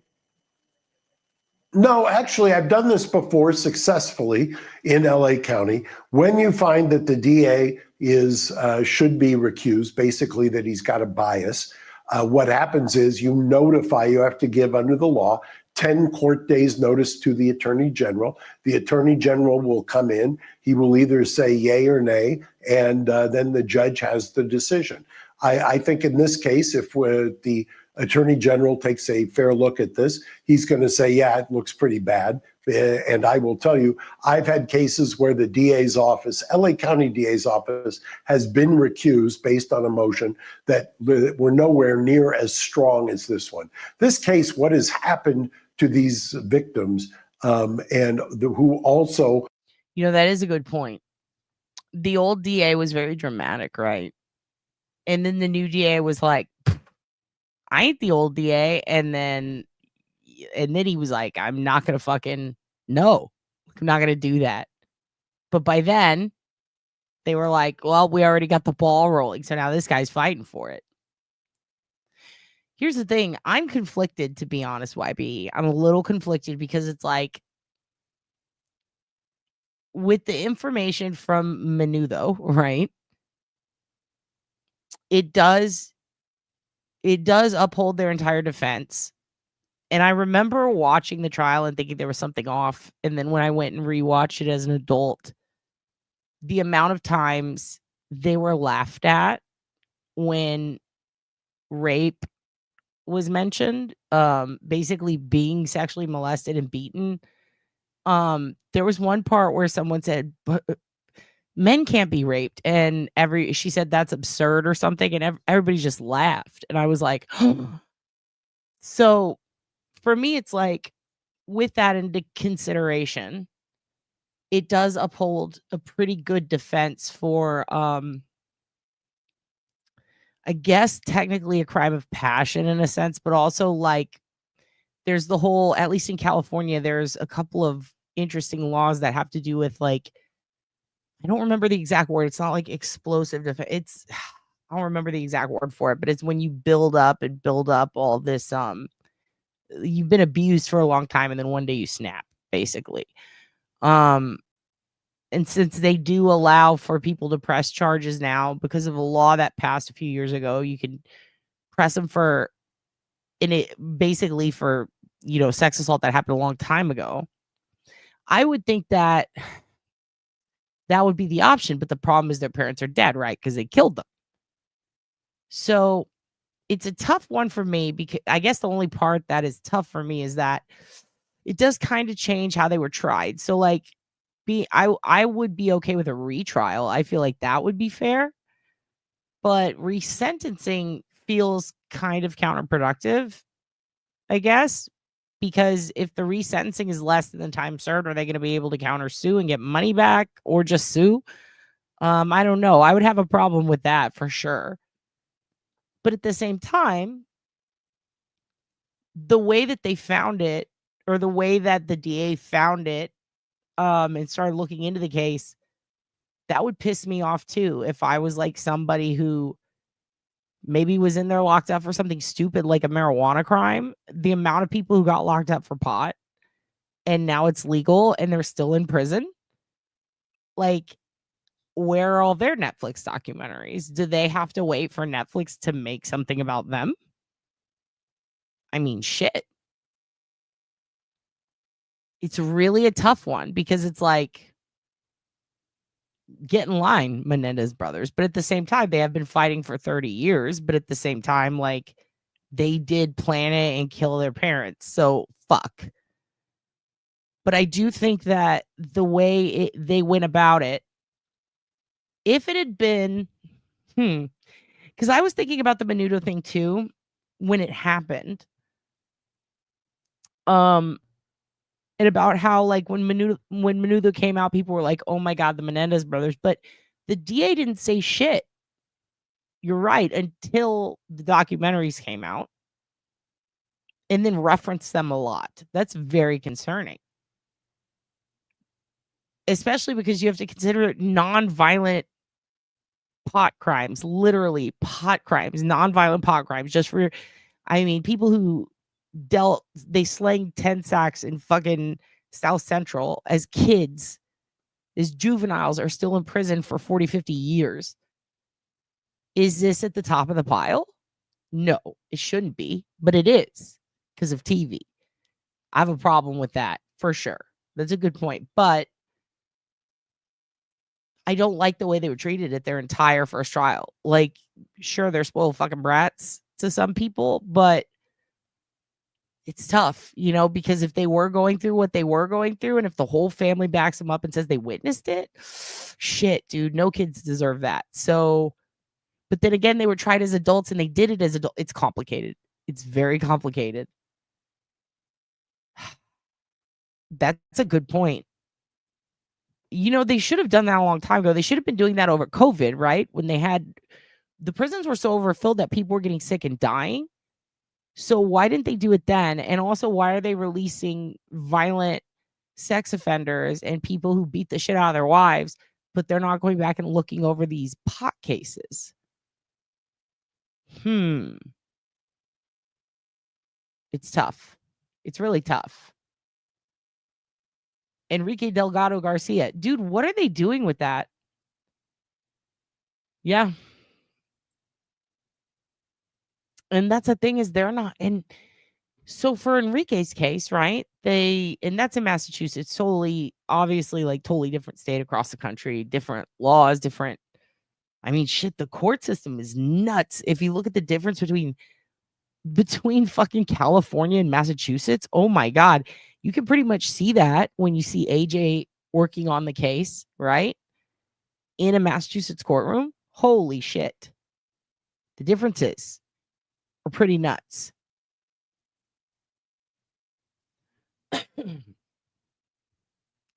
I do wonder though. I do wonder though if the new DA, because it is interesting, the new DA is very, very aggressive about the old DA. I want to know what their backstory is. Do they have beef? Like, what? It also feels very political. But I'm not from there, so I'm not entirely sure what the fine line would be. Yeah, I have that. I actually gave one away on the channel. I gave 2 away on this channel when we started it. 2 of the Menendez brothers basketball cards. Hold on, let me go up. What's going on with Enrique? Because everything I look up, there's nothing going on with it. Like, they're just not answering questions. They're not saying shit. They do act like that. They absolutely do. It happens all the time. Shit, what if Karen was black? It really makes it. I do wonder, And also, same, if their names were Kaylee and Lily, they'd be fucking out right now. Yeah. These are good points. How many different lies have they come up with? What if someone else got pinned for it? Do you think they would have come clean? I don't. Ooh, that's a good question. I don't know. The thing is, the depictions of them by the media and by television and movies doesn't look like they would come clean at all. Looks like they'd be fucking driving Beamers being dickheads, especially their behavior right after, right? But at the same time, the ones that we see after a couple of years in prison, they're like, I'm like, oh shit. Oh shit. But then again, now that we know some of the things they went through, it's like, well, maybe they were in a state of arrested development based on their behavior. They were being very childish. Do we know of any cases where women ended parents' families and are out? Yeah, actually. I know one that's real fucked up. It's a woman who tortured. I mean, here's the thing, it wasn't parents though. Shit. I mean, Lizzie Borden didn't get out. That was a long time ago. There was a woman who basically bought a baby, not bought a baby. She was getting money from a lady who said that she was going off to work in the circus and she needed someone to babysit her kid. So she was like, I'll give you some money to babysit my kid. And basically she takes this kid and gives it to this woman and says, like, you babysit my kid, I'll pay you. You're doing me a favor because I can't afford to keep her right now, and I'm gonna go make money and pay you. And then she just like disappeared and left her kid with this woman. This woman had other kids, and she was like, okay, kids, you're gonna help me torture this one. And it was like one of the worst cases of child abuse in history, like carved stuff into her. It was fucked up. Little girl dies, she makes the kids help her get rid of the body. They all go to court. That woman who did that and her daughter who helped her are out now. They're free and they live under different names in America. That's fucking crazy. Carla Homolka helped kill her kid. That's in Canada. Kill her little sister. That's in Canada. Parents, though. Oh, yeah. Jasmine Richardson. Also Canada, though. Seems to be Canada. Jasmine Richardson killed her whole family and her little brother. And she was out. She was a juvenile, though. Adult women who killed their parents. I can't think of any off the top of my head. Can you guys? That's actually a good question. Thank you so much. The new DA is the one I heard who said there's been no change in the law for them to be reconsidered. Yeah, he hates the old DA. The old DA is the one that was like, yeah, sure, fucking try. But then the judge overturned it and said, let's go with it. I think it's because the pot thing was to hold down certain people. Oh, absolutely. This was also when they were spreading crack. There was also fear because of the riots. And that was all because of the police. Like, it was the police's fault. Like, they started all of it. And then they got mad when everyone got riled up. It's like, well, they were sick of fucking being oppressed and getting the shit kicked out of them. You know? Enrique killed on film in front of a bunch of cops. What's taking so long? Because it's cops. That's what's taking so long. They don't want you to know that they all fucking saw it and they're all accountable. They should all be held accountable. They don't want to be held accountable. They're hiding. It's the same reason this shit happened with fucking Karen and everybody, like fucking Sandra Birchmore too, dude. If their name was Gypsy, they would be out right now. Oh yeah. Oh, Gypsy. Gypsy killed her mom and got out. Actually, holy shit. Yeah, they didn't. But that is an interesting point. Gypsy kind of did the same thing they did. But then I look at Eminem and I'm like, his mom fucking tortured him and had Munchausen syndrome and treated him like shit. And he fucking didn't kill anybody. He just wrote songs about it. Yeah, I don't think so. I don't think anybody would be. I think that it's sad, dude. It's sad. Especially because it's kind of funny how fucking obvious it is and how like people just don't talk about it at all. Like nobody wants to talk about that point. People roll their eyes and go, oh, here we go. It's like, are you fucking kidding me? The only reason it's funny is because it's so fucking tragic and sad. Like, it's like, really? Really? We're not even going to acknowledge that shit? Okay. The kid in Florida who killed his dad years ago and just got not guilty for killing his mom. Oh my God. I watched that whole thing. That was fucked up. And then the grandma took his side and then called her own daughter a whore for getting pregnant as a teen. The grandma was fucked up in that trial. My ex tried shoving me under a moving pickup and he literally stole the kids. No arrest. Charges later filed. He got 4 years suspended probate. Ugh. They don't give a fuck about. They don't give a fuck about women. They don't give a fuck about minorities. They don't give a fuck about it. You really just have to be a white dude. Like, that's it. That's the only way you're going to fucking get away with anything. Or a rich white lady. That's probably it. Also, different states. The state by state thing I don't really like in different states. Exactly. I hate that. I mean, again, look at the fucking marijuana laws, dude.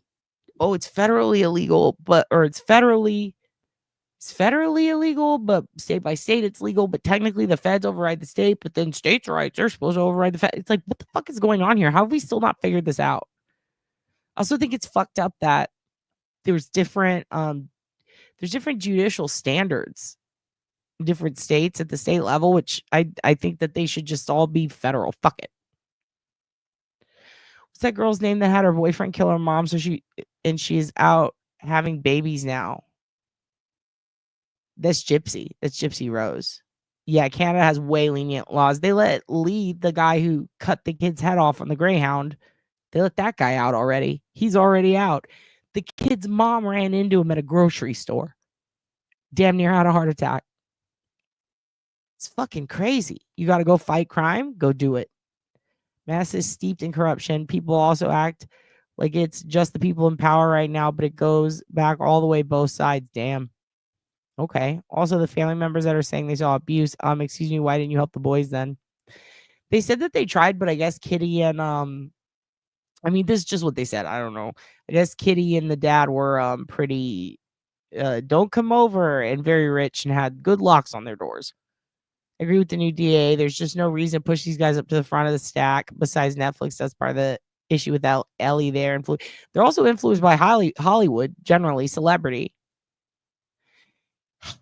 I'm going to be honest with you, YB. These are great points. The thing that bothers me is Satonia Brown, because I'm so stoked that she got out.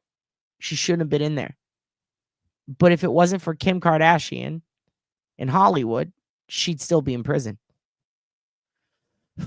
So that's what tears me up, because it's like, well, in that case, it's good. But in this case, it's bad. I mean, I guess we don't always have to be 100% fair, across the board.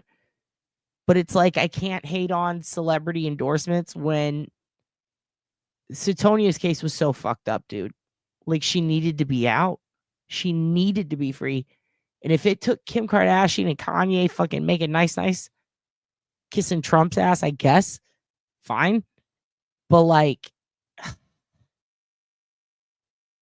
if I like condemn that shit, then I have to condemn that shit. And it's like, fuck. Because it wasn't fair that she was in there. Totally different case, but it could be, let's replace it with any case, right? You got a celebrity or TV or, made for TV movie or whatever that's helping get someone out. Part of me wonders about, like, when families, for example, of missing people, they're like, we need to keep this in the spotlight. We need to push for it. And if there's public pressure, maybe the police will do something. That's kind of how that's supposed to work, right? So if the public pressure ends up with like a bunch of news coverage, then it's like, in a way, it's like, oh, well, what about all these other cases that aren't getting the news coverage? Well, then they need public pressure, right? So really, I wonder if the situation is, do we need more public pressure for all the other cases, or do we need no public pressure for any cases? And by public pressure, I mean like media, TV, movies, pushes from celebrities. This is a rich subject matter. Please sound off in the comments. I'm gonna let this play so we can hear the rest, because I still don't know where they stand, though. Like, they said it's canceled, but is it? Are their relatives. And the judge said it in court today. It's very unusual to have a case. I can only think of a handful of times in doing this over 40 years where your client, meaning my client, the defendants, the victims in the case, are also their relatives. It only happens very infrequently. But when it does, that doesn't mean that the victims get tossed aside. There's nothing in the Constitution that says you're a victim with an asterisk, but that's the way they're being treated by this DA, and it's shameful. And it seems unusual, too, regardless of how you feel about the Menendez brothers, that this pre-parole risk assessment, that the DA was able to read it, apparently, but that you never got a copy of it, and the judge didn't even get a copy of it, which is one of the reasons this is all now being delayed. So we'll see what happens. It sounds like the next court hearing is in May. Mark, thank you for coming on. We appreciate it. You got it. Thank you, Brian. Hey, thanks for watching. Go to joinnn.com to find News Nation on your screen. And don't forget, click the red subscribe button below to get more of News Nation's fact-driven, unbiased coverage. So where does that leave the case now? My pleasure. So let's talk about this. One of the lawyers for the brothers accused the DA of having a, quote, personal bias in this case, saying he lived close to the crime scene. He went to the same high school as the brothers in 1989. Are you seeing basis for bias here? No. And look, Natasha, I live in LA County. Nathan Hochman didn't just come in because George Gascon's term ended. George Gascon lost. He was voted out by the voters of Los Angeles by almost 30 points. He came in on a reform platform and was credited by much of law enforcement in Los Angeles County for a huge spike in crime. He was one of these catch and release, let everybody out, no cash bail, don't oppose violent felons from being released from prison types. So, Los Angeles is arguably, depending on the day, the single most liberal city in the United States. And that man was far too left for the voters of Los Angeles. The Menendez brothers are represented by Mark Garagos, who I've known for years. Mark's a great guy. We go back, we did cases back together in the day, but Mark's a showman. His chances of winning, it's called a 1424 hearing, and getting Nathan Hochman thrown off the case are pretty much zero. It's going to be very interesting to see what happens here. I could see a judge potentially resentencing and them getting a parole date. There are three different tracks legally right now. One is what's known as a habeas petition, which sat on George Gascon's desk for 18 months prior to this, recommended for resentencing. The second way is the resentencing hearing, which got continued. And the third way is a motion for clemency that is currently sitting on Gavin Newsom's desk. So there's three different things. What happened this last week is they did a risk assessment pursuant to the governor's clemency order. And what Nathan Hochman is requesting is that the court consider what was determined in the risk assessment for release. So that's something that's done by the CDC or the California Department of Corrections to assess an inmate's suitability for parole. So there's a few layers here. It will be interesting to see what happens. And of course, they've spent 35 years in custody. Appreciate that context. At a recent hearing, prosecutors. Yeah, this guy has alien eyes. Really weird ones. Also, he said some weird shit. I gotta go back. Did he just parole date? There are three different tracks legally right now. One is what's known as a habeas petition, which sat on George Gascon's desk for 18 months prior to this, recommended for resentencing. The second way is the resentencing hearing, which got continued. And the third way is a motion for clemency that is currently sitting on Gavin Newsom's desk. So there's three different things. What happened this last week is they did a risk assessment pursuant to the governor's clemency order. And what Nathan Hochman is requesting is that the court consider what was determined in the risk assessment for release. So that's something that's done by the CDC or the California Department of Corrections to assess an inmate's suitability for parole. So there's a few layers here. It will be interesting to see what happens. And of course, they've spent 35 years in custody. Appreciate that context. At a recent risk assessment? I don't know why, but that bothers me.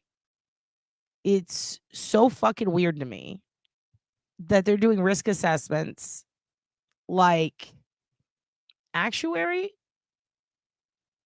work for somebody. Like, so what if they are considered a high risk because maybe they've been in solitary? Like, regardless of who it is, take any prisoner.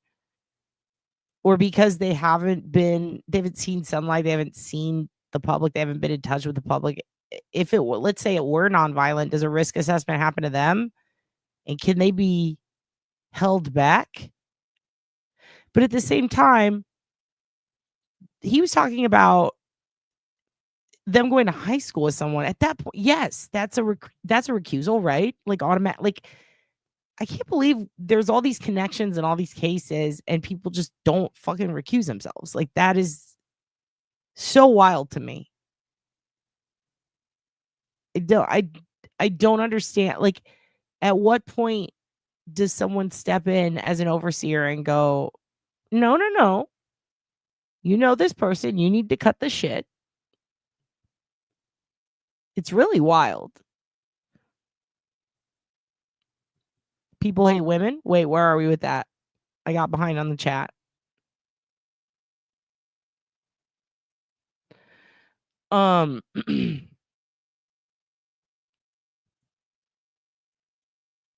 Yeah.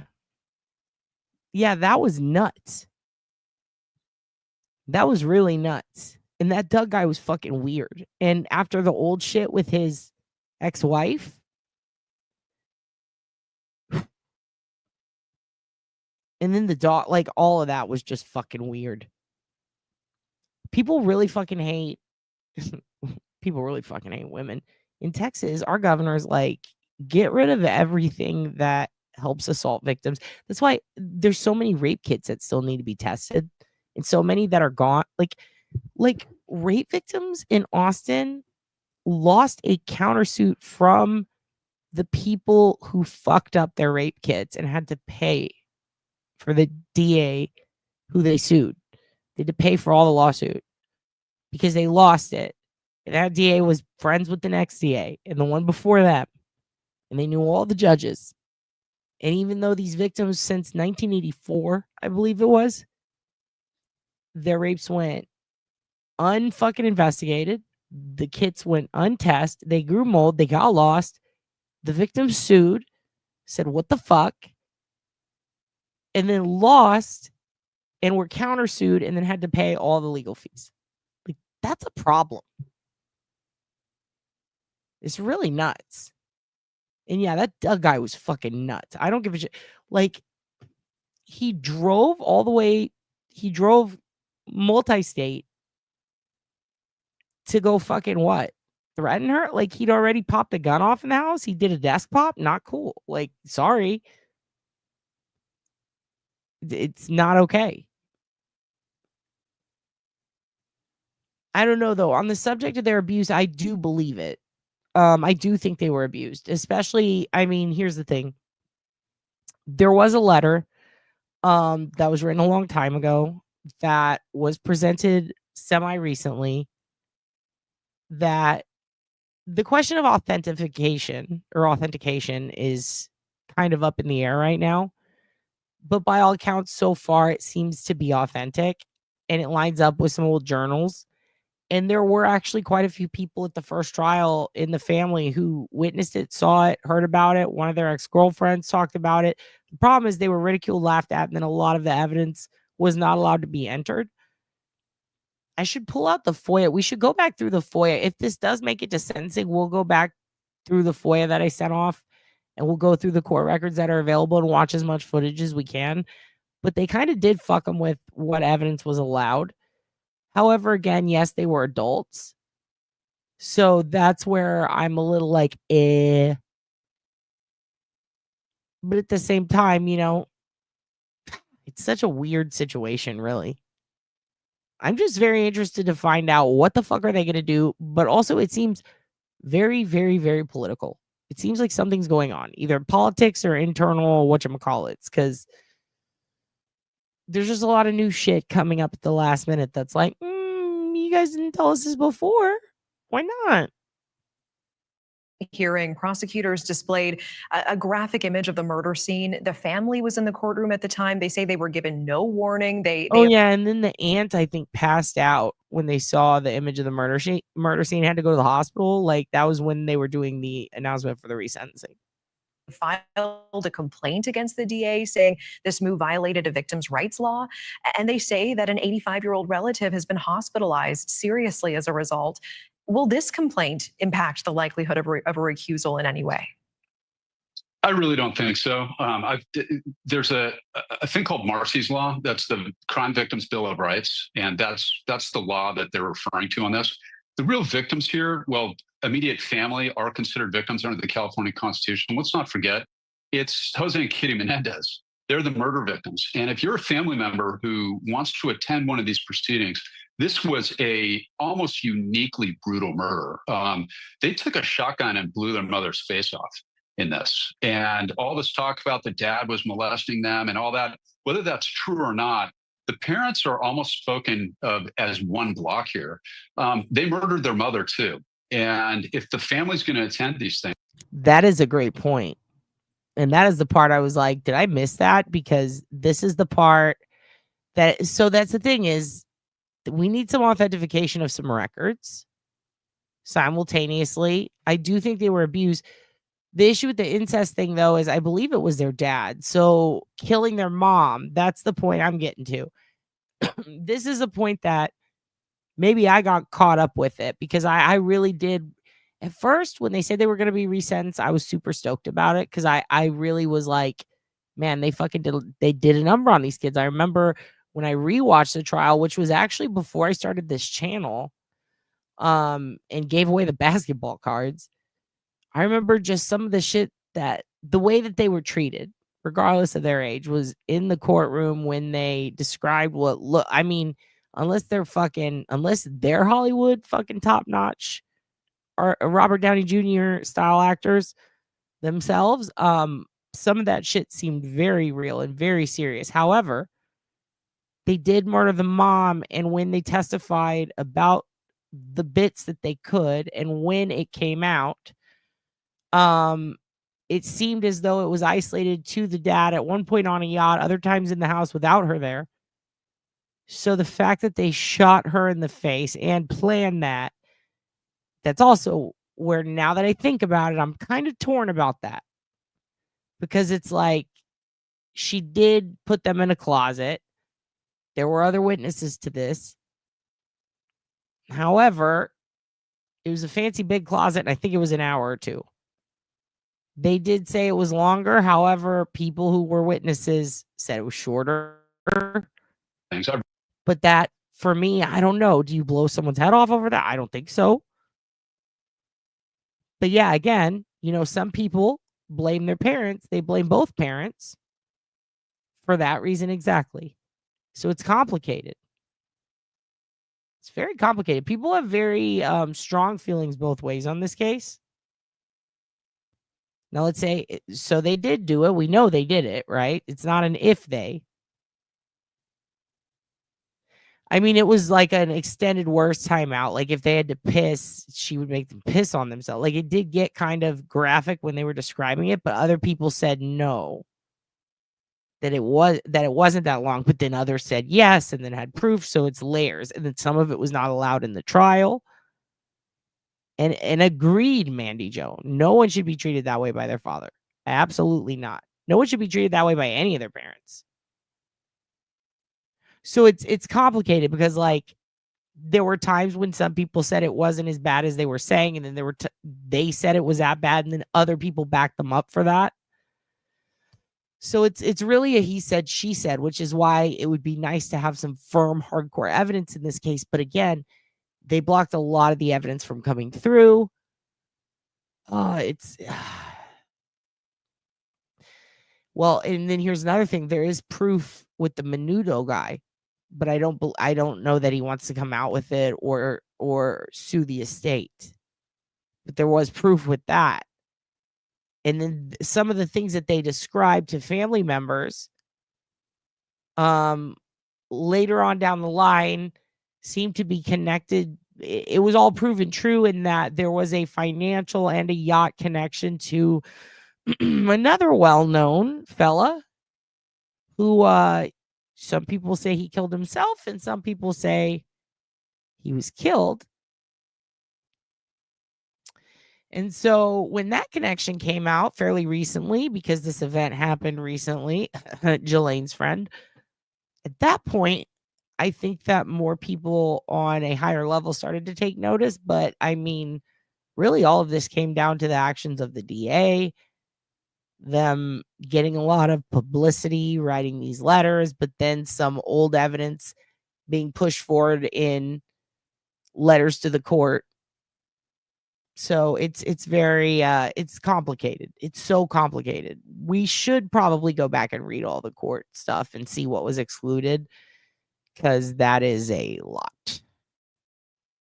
I represent the family members of murder victims as a part of my practice. Everybody who walks into a courtroom for something like this is on notice that the graphic nature of the crime is absolutely going to be an issue. So I think that is kind of outrageous, to be honest with you, that they complained against Nathan, made a formal complaint against Nathan Hochman for presenting evidence in a courtroom. And remember, there is no jury here. So there isn't anybody who's necessarily going to be overwhelmed by that type of image. this part of the procedure. Great point. I would argue stop. Why not let no murderers out, and why not let the non-violent drug offenders out who have been in there over a decade? Let the drug dealers out who have been in there over a decade and no longer have fucking hookups on the streets. Like, my God, I don't get it. Procedural process, the family has to expect that sort of thing if they're going to attend the proceedings. So I don't see that getting any traction. Thanks for watching. Go to joinnn.com to find News Nation on your. Her, that little girl. She had some mental illness, right? Something was going on there. I couldn't watch that one. I saw the in-home Ring camera footage that they had in the house, and then I saw her crying in the trial, and I was like, yeah, yep, Carly Gregg. That shit was hard, dude. That shit was hard. Whew. Screen, and don't forget to click the red subscribe button below to get more of News Nation's fact-driven, unbiased coverage. News that we want to bring you. The judge, we have just learned, has canceled, Michael, the resentencing of the Menendez brothers. That hearing, Lyle and Eric, has been canceled. Yeah, we know the day started with the defense seeking to postpone the hearing because they wanted them to look at this report that was done by the parole board, commissioned by the governor of the state. From what I heard in terms of the arguments and what's been reported to us, is that might not be very favorable to these guys. And maybe the judge found out, and he said what he was doing was connecting with the governor's office to find out if it can be used in this hearing. Maybe he found out it can be, and then until he gets it, he postponed the hearing. Not sure yet. And that would make sense, right? If it's available and can be used. Now, the other part of that I just have to mention is, the district attorney, Nathan Hochman, had a press conference. I mean, I got to be fair here. Carly Gregg, she was dressed like, she wasn't even dressed like a schoolgirl. That was some shit your grandma would pick out for you. You know what I mean? Like, she looked like a girl who didn't wear a lot of dresses. She looked like she wore trip pants and a fucking Aussie shirt if we had gone to high school in the same year. You know what I mean? So if I had to pick out a dress, and trust me, I dressed like that. Like, I was just, whatever, Hot Topic. I didn't give a fuck. Usually the thrift store. T-shirt and some baggy jeans, Like, she goes into a store, she picks out a dress. It's probably going to be something that actually looks like a Wednesday Addams type of shit, which is what I would pick, because you also can't go to court and you're supposed to dress nice. You know what I mean? Be respectful. But she's not going to wear bright fucking flowers, because then people will be like, they put flowers on her. She did it. Now, Carla Homolka, totally different deal. That's an adult fucking woman who's married, who went around murdering and raping with her husband and literally dressed like a Catholic schoolgirl. So to me, that was a bit far. She went to Macy's. Is Macy's expensive? I'm not judging. I'm just curious. I've never been in one, I don't think. We walked by one. See, I would argue that they are. I think that they're, I would say, young adults, because 18 and 19, you still got fucking bird brains. You're still a dipshit, especially if you're a boy. You're a big dipshit. And if you've been molested your whole life, you're probably like, you probably got some emotional and mental issues from that stuff. So combine that with noodle brain dipshit, young teen boy or young adult boy, very mature, coddled, but also abused. I don't know. Might not be a good mixture, That's another thing. I heard that they were pushing for that. I couldn't handle that. I was like, no, I don't want to see this little girl get fucking murdered by the state.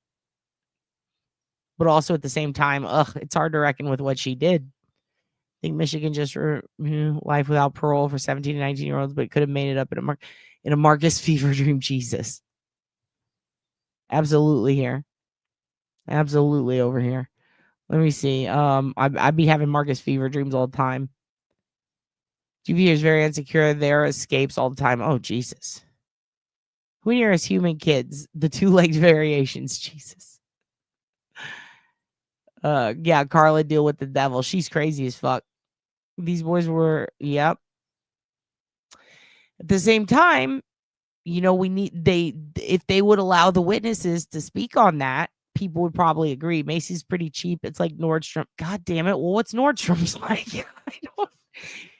I don't know if you guys remember, if I even told you this, but when we went to New York, we went to an H&M for the first time, and I realized this is rich people Ross, like that. And then people thought I was joking. They were like, ha ha ha, you called it rich people Ross. And I'm like, why is that funny? Because it seems like a more expensive Ross. And it turns out it's just normal priced. I'm just really poor. Right? You were there with me. I was amazed. I was like, they got socks and they're soft. I was also I remember thinking it's like hoity-toity Old Navy. I don't know how to explain it. I'm not a good judge of this shit. Like the lawyer said, she just picked a dress that would fit Chatters. Of course, would always make a bunch out of clothes of the defendant. Yeah, I got so pissed off also when Jennifer Coffin-Slopper was like, look at what she's wearing about Karen. I got real pissed because I was like, bitch, did you ever see Ally McBeal? What year are we living in? Under 50 for a whole ass dress? Wait, at Macy's? I thought that was like super rich. Isn't that where Winona stole? I figured if any celebrity stole from there, it's too much for me. Wait, was that Saks? I haven't been in there either. I'm glad you love it. H&M is fast fashion. It is. I needed gloves and a coat for the Caroline's gig. Because I had a gig at Caroline's and I didn't realize people dress so fancy. And I had like a hoodie. So I was like, well, gotta go here. And I didn't realize you had to have gloves because your fingers can get cold, because that doesn't happen here. It's just that your fingers never get cold here, except that one time in February when we all froze to death. When we ate frozen grapes. Because and you couldn't get smokes, but you could get liquor. But I'll tell you, H&M was fancy. Dude, do I need to go to Macy's? Oh, you ranked it for me. Thank you. Neiman Marcus. Is it Newman or Neiman? Or Naaman? This doesn't matter. People's lives are on the line. Okay, Neiman Marcus is 4 of the dollar bill signs. Nordstrom's is 3 and Macy's is 2. Hey, by the way, you guys remember my homie Dulce who came on, Dulce, and she told you guys about the school that treated her like shit and fucked up all those kids? She got her job. She did her job interview and she's going to work at one of those. I'm not going to say which one because of her privacy, but it was one of those stores and she got a job there. I'm proud of her. Also, so Macy's is the cheapest out of all of them? I thought Macy's would be top because that's where they do the Christmas stuff. When we walked by it in New York, it looked very fancy. They had all these flags hanging and everything was gold. And I said, that's assault. We're not going in there. And then I gawked at Lester Holt through a window. I watched him do the news and I went, oh, I tried to lick the glass. Oh yeah, here's my question. What is Nordstrom Rack? I've heard that's like a clearance version. Is that true? Just like I say, I was being snarky. Dude, tone does not come across here. We accept it. We accept it. Were they saying that though? I thought she dressed like a Harry Potter character. Karen had no money before this happened. I'm sure she has a lot of nice clothes. Oh yeah, or had money. Yeah. She's a professor, right? They have some brand names. So for those, it's the list price, but they also have non-name brand stuff. And at H&M, everything said H&M on the tag. And I was like, it's a brand? I couldn't believe it. I really couldn't. It would be like if Ross said Ross on all the clothes. Karen made bank at Fidelity. Oh yeah, they only had clothes. Oh no. Yeah. During the freeze. Going car wash, not sure if Cell will cut it. Okay. Good luck washing your car. H&M is terrible and Macy's is less expensive. What? Starring that. Is that true? Because I thought H&M was expensive Ross, cheap fancy people. I'm done with Old Navy. That was high school me. I've shed that skin. Yeah, I like the dollar signs thing. Hello, Mystic Mama. Is it Neiman Market? Oh shit, you guys. I'm gonna let you finish. Dude. Let's hear if they canceled this shit. And I'll jump in the chat with you guys because I really want to know more about fix me. Tell me about the clothes. Earlier today. And then after that, Garagos got so upset in court about what he had to say and said he thought he seemed to be biased. So he's now filed a motion, Garagos has, who represents the Menendez brothers, to say DA Hochman is biased. He needs to be removed from this case. Yeah, it's not the first time he's made that claim as well. He claimed that he was sort of freezing the family out, or someone in his employ was freezing the family out of information and wanted to get him kicked off the case. But now he's actually going to file a motion. And if I'm not correct, I think our own Matt Johnson mentioned that there was some suggestion by Garagos that maybe he had gone to school with the boys. Yes. And again, I don't know the details on that, but that could be an issue. Yeah, well, let's go some behind the scenes. You and I both looked at each other as Matt said that and said, really? Like, I had no idea that he had allegedly gone to school with the two brothers. But I do think that is an interesting piece to know. And from what I understood, he also said that he lived a mile from them. Did I get that part right? I think that was on this case. We're covering so many. But in any event, a lot going on in this case. And again, the breaking news that the judge has canceled the resentencing hearing for the Menendez brothers. We don't know if it'll be rescheduled. We don't know if it's for that report. Bitch, I'm gonna spit. I'm gonna spit in your mouth. Are you serious? I was just thinking, man, I miss JCPenney's. That was the fucking shit, dude. Remember going to JCPenney's but wishing you could order from Adelia's catalog? That's where I'm at, okay? That's where I'm still at. That is where I'm still at. Right now, let's try this shit on Shein and see if it works once or twice. And we're going to Ross and the thrift store. That's it. That's it. Amsterdam. I don't even know where that is on a map. I'm going to be honest with you. Texas education is piss poor. Nordstrom Rack is amazing, but you have to be patient. I want to be doctor. I don't know if it's the same in the US, but in the UK, H&M sell clothes that are labeled 2 sizes up from everyone else, so you feel mega fat if you shop there. I don't want to feel fat. I am fat. That sucks. Jacques Penet also had talls, yes, and they had husky girls, and I appreciated that because I was like, "That's me, bitch." I tried that once and fell miserably. Apparently, my boobs, dude. I wish I had boobs. You guys rule. Is it? Yeah, Newman's own versus. Is it Neiman? Oh, fuck, you're not lying. Fuck, I'm gonna have to go to Macy's. I had no idea. I had no fucking clue. You boycott everything? Ew, wait. Oh, I thought you said your undies come from the thrift shop. I was like, that is wild. That is a wild choice. Don't do that. But then I read it wrong, so it's fair. Okay, let's keep going. We don't know. But here's what we are learning.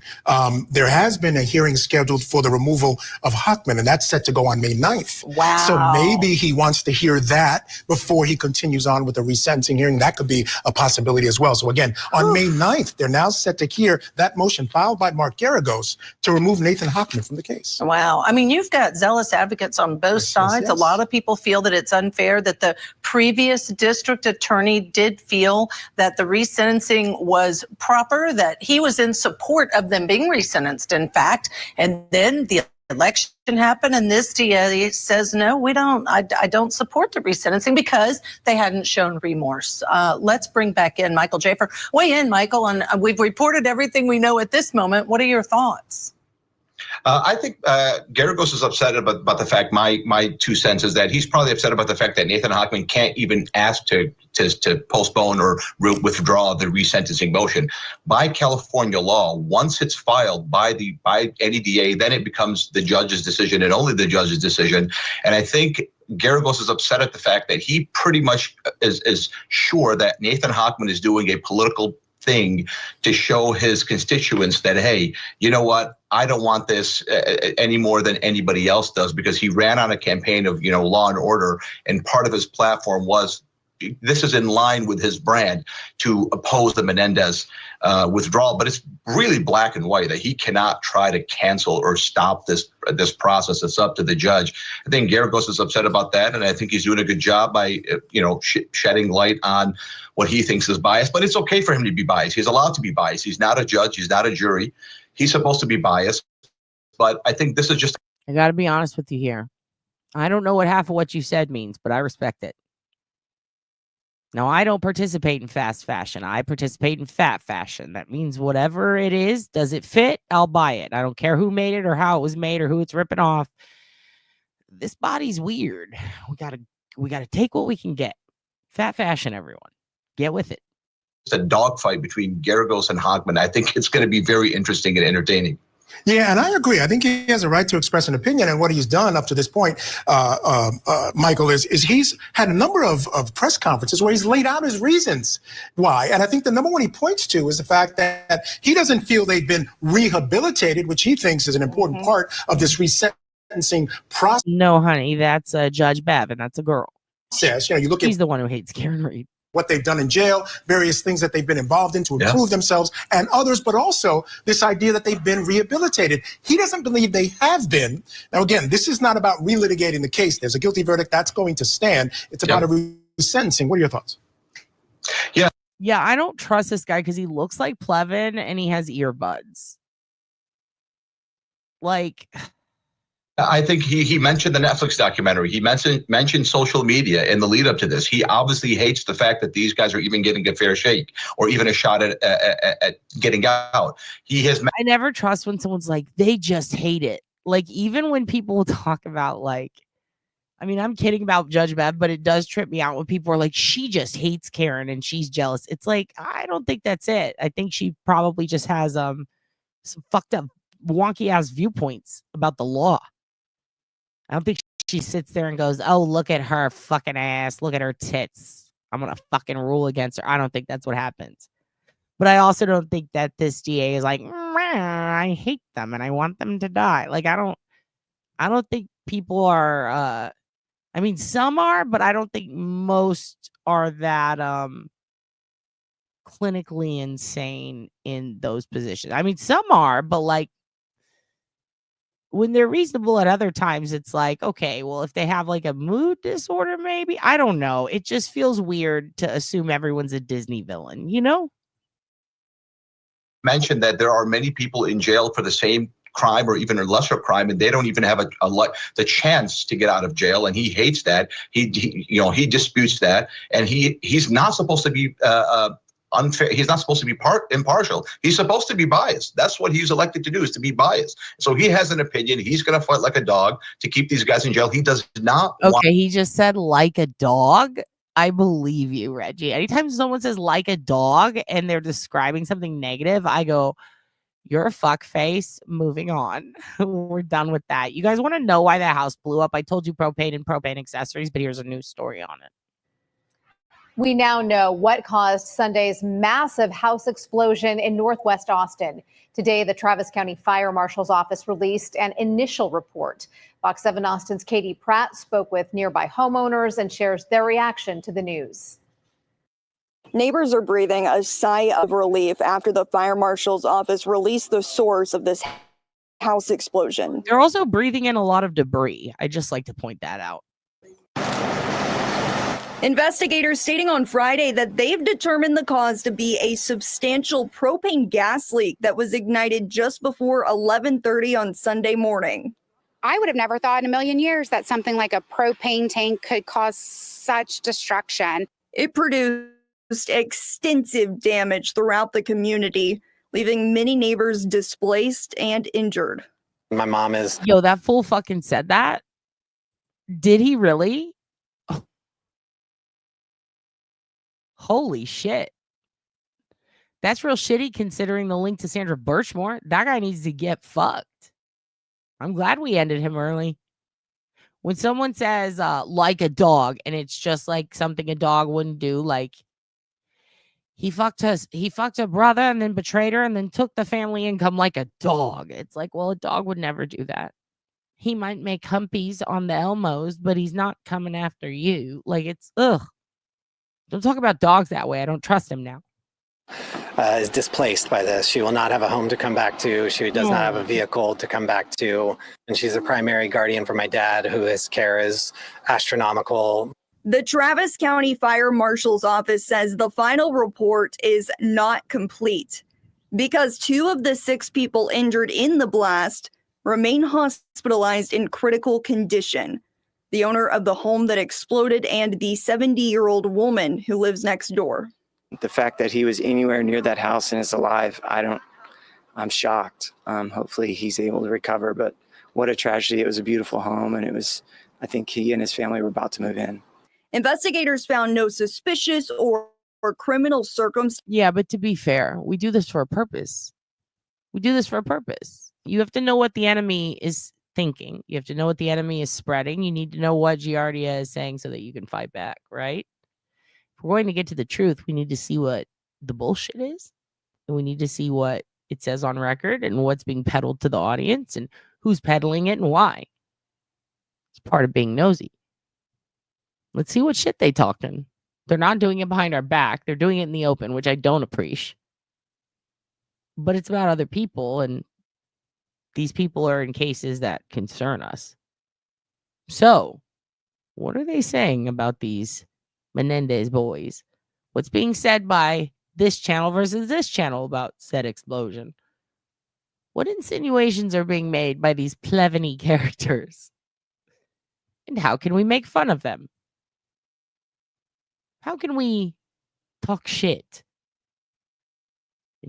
And do a little picky pick. Let's pick it all apart. Let's see what they're doing. Let's see how they're meddling. Although I can't watch that one lady. There's a couple of them I really can't watch. What's her name? Julie something. God, she drives me fucking nuts. There's one of them, the Judge Jan Pier. What's her name? Jan Pirro or some shit. I don't remember. She's Janine Pirro. I cannot handle her. That was a funny. Cicely Strong did a really good impression of her where she's drunk and she's just fucking spilling her liquor everywhere. It's very funny. Like, she's definitely drunk. They need to do Coffin Doffer on SNL and just rip her ass apart. I would love that. Yeah, the second explosion was a bomb maker. The first one, propane and propane accessories. By God, Bobby. This is so sad, dude. This is crazy. Circumstances surrounding the 2 in 1 week, Austin. What are we doing? We're keeping it too weird. Yeah, Julie Grant fucking sucks. I hate her. Well, I don't hate anyone, but I hate her coverage. We love you.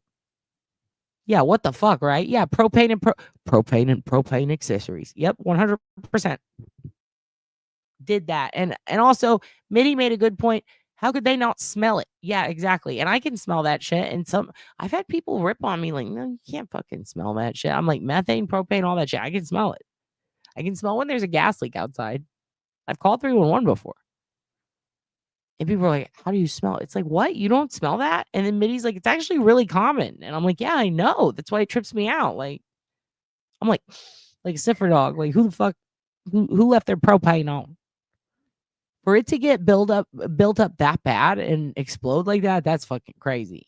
That does not happen here often. Explosion. I'm just glad that we finally have an answer. And that means that we can all move forward together and our insurance can decide what to do and how to cover our houses. Neighbors are relieved to know that it's been made official because it'll make the insurance process easier. I mean, we're just at the beginning, and I think we're pretty good at managing our expectations as far as realizing what a long road it's going to be. Now that we know the cause of the house explosion, the Great Hills neighborhood can at least start down the long road to recovery. I'm reporting in Northwest Austin, Katie Pratt, Fox 7 Austin News. To the Karen Reed murder trial now, the defense has until 5 o'clock tonight to hand over all communications and contracts with some witnesses. And Reed's Okay, so I pulled this shit because it's from 2 days ago and I was in WrestleMania mode, so I need to be caught up. And also, there were some motions that went back and forth, and I highly recommend. I'm gonna probably put a link in here below. He doesn't need it, but Peter Tragos, he went over the motions back to back, just boom, boom, boom, boom, and what they mean. And I really appreciated that because it was a quick rundown. It was an easy rundown. He's a lawyer. I'm not. I'm gonna let him give it to you. I'll put it below. And also look at Bev checking out Dr. Wolf. Exactly. She's like, bow, chicka, bow, bow. Yeah, Cannon Daddy has entered the chatty, everyone. There he is. Get a good look. Bev sure is. Okay. Dude. That's a good one. Also, this is a good one. Show me a merch. Let me know what you think. I'm so glad you got the merch. Is it the Proctor shirt? Is it shrimp tits? What did you get? Prawn Hub. They had the scent. The gas is odorless. I could smell it. I could smell shit out of it. It smells like a sour fart. It smells like a sour Boston Terrier fart. Okay. Bev is so thirsty. Look at they chose this for the news. Dude.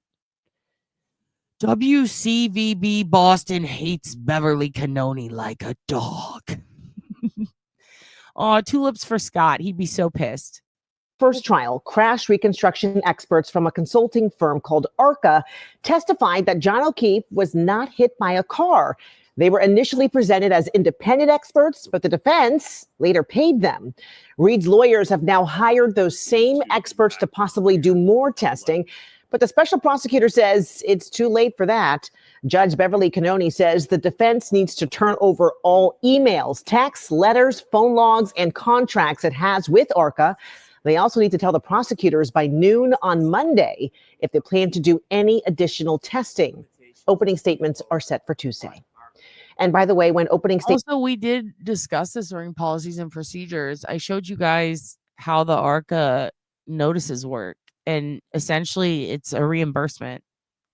It's like basically once ARCA is working on behalf of the DOJ on any FBI case or just department, the DOJ, Department of Justice. I almost said Department of Defense. I don't know why. It's because Sassy said rocket. I need to stop looking at the chat when I'm talking because sometimes I'll scream out wolf seed. Anyway, it's a reimbursement situation, but once they're technically absorbed, if you will, I love that word, by the Department of Justice temporarily, but they still are technically an independent contractor. So they get paid by the DOJ. However, if they're pimped out essentially for a trial that is in conjunction with an active investigation, there are special rules, and those rules require that they get paid by the lawyers, and then the Department of Justice pays the lawyers back. So ARCA gets paid by the lawyers, Department of Justice reimburses the lawyers, and it's like a whole process because Department of Justice has to write it off because they are technically supposed to pay them. It is fucked, okay? It is absolutely a fucked, but it is the process. It's an invoice-based process. Now, if, for example, they were testifying, ARCA were testifying for the Commonwealth, then they would technically also be getting paid an hourly rate. So either way, they would be getting paid. They were just chosen to testify by the defense. They said, sure, we'll use your fucking shit. Sure, come on over. And yes, he built a rocket, but that's also part of it. People are like, where's this $26,000 go? Yeah, that includes materials for any of the experiments done. That's why the DOJ reimburses. Like, because technically they're paying for all of it. So because of this reimbursement invoice system, it takes for fucking ever. It's all public. You can go see it. Like, it's all public. I even posted, like, here's the fucking receipt. You can see it all. You can also see the process that they have to go to, why it looks like that, why it takes so long. It's not even a situation where it's basically Jackson's paying him temporarily, and then Jackson's going to essentially get reimbursed, I believe, by the DOJ. So, I mean, if they think that looks bad, it's going to look even worse because that's just the process. But if you consider that if they'd done the same thing for the Commonwealth would be cutting these experts a check, and then they would be reimbursed by the DOJ. So it makes no fucking sense. It makes no fucking sense. And I agree with you, YBE. They should just streamline it. But let me explain to you something that's wild that I found out in reading through all of this. So it turns out, let's say they need a cannon, right? They're like, or not even that. Let's say they were doing like an impact test and they need a test dummy. So we need a crash test dummy. How much does that cost? They cost $1,500. And it has to weigh this amount. And it has to be this size because we're going to crash it through this thing. Well, then what do we need? We need a mallet because something with, we believe that this could be based on the cracks buy a specific type of mallet, but we need to buy 5 different mallets, the ones that were available to this core group. And then we need to test each one and see which one would make it, because those are the 5 mallets that also were in the Sally Port or whatever that were within reach. Let's just see if it's one of these. Like, each of those things costs money. So those guys go out and they buy it like a teacher would school supplies and then try to get reimbursed, right? So if they can't afford it, there's this whole system that they have to go through. Now, if they are given like a budget, then that is just granted to them, or they'll basically, write it off daily and a credit card is charged, or sometimes they'll have, there's like all these different processes. Sometimes they have people go get it for them. But regardless, at the end, all the receipts are totaled up, and whether the department pays for it or they pay for it, that is decided early upon. So essentially, they will pay for it. And then if they are lending them out to someone, it's not like Jackson and them have to pay for the shit they've already done. Because remember, the report is already written. So the ARCA report is written and ready to go for the feds. Jackson saw it and said, "Ooh, can you testify for us for that?" Yes. Okay, cool. How much did it cost you to write that report and do all these things? It costs this much. Jackson pays for it, right? Then the DOJ, when it's all said and done, has to go, okay, how much did they charge you? Oh, $23,400. Okay. And how much is it going to cost for their testimony? Because just like if they were testifying for the CW, they get paid for their hourly rate for just fucking being there. Who pays that? The DOJ. How much is it? Well, that's why he got the check from Allen. It totally comes out to $26K. Okay, cool. You paid him that? Okay, here you go. Reimburse. So now DOJ guy has his money, right? Or I'm sorry, the ARCA guy has his money. All right. It's not actually coming out of Allen's pocket. It's coming out of the DOJ's pocket because they're paying him back. And this is often done, apparently, according to everything we read, it is often done in advance and decided on.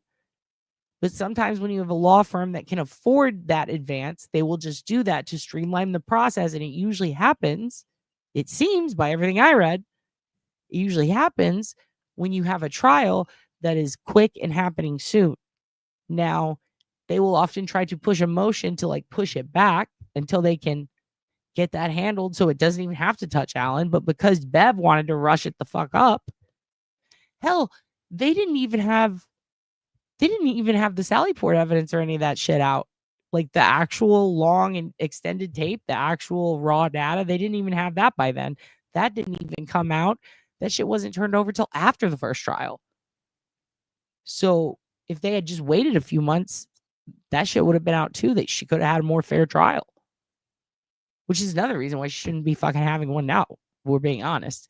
And the fact that the Commonwealth knew this. Like, if the Commonwealth chose these people, Hague would be writing the same fucking check. And then they would be reimbursed. So it's like, it makes no fucking sense. It makes no fucking sense. It shouldn't even be going to a second trial at this point. But the fact that they try to frame it that way, when Hank has already dealt with the feds before, don't forget that. He was Whitey's guy. He's already been through this process. Hank, don't forget, wanted 6 lawyers on the taxpayer's dime and threw a hissy fit when he got 5. Okay? Hank has done this song and dance. He's reimbursed attorneys for Whitey, or experts for Whitey. He has done that. He knew exactly what the fuck this was, and he chose to frame it wrong. Which is another reason why it shouldn't be happening, but let's continue. Statements happen Tuesday morning. You'll be able to watch them live right here on Channel 5. Guys, been ready. I have no choice but to be ready.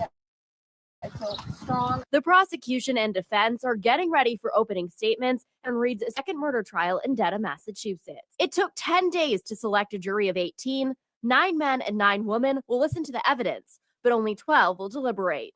The first thing they'll hear is the prosecution and defense lay out their case, kind of like a roadmap.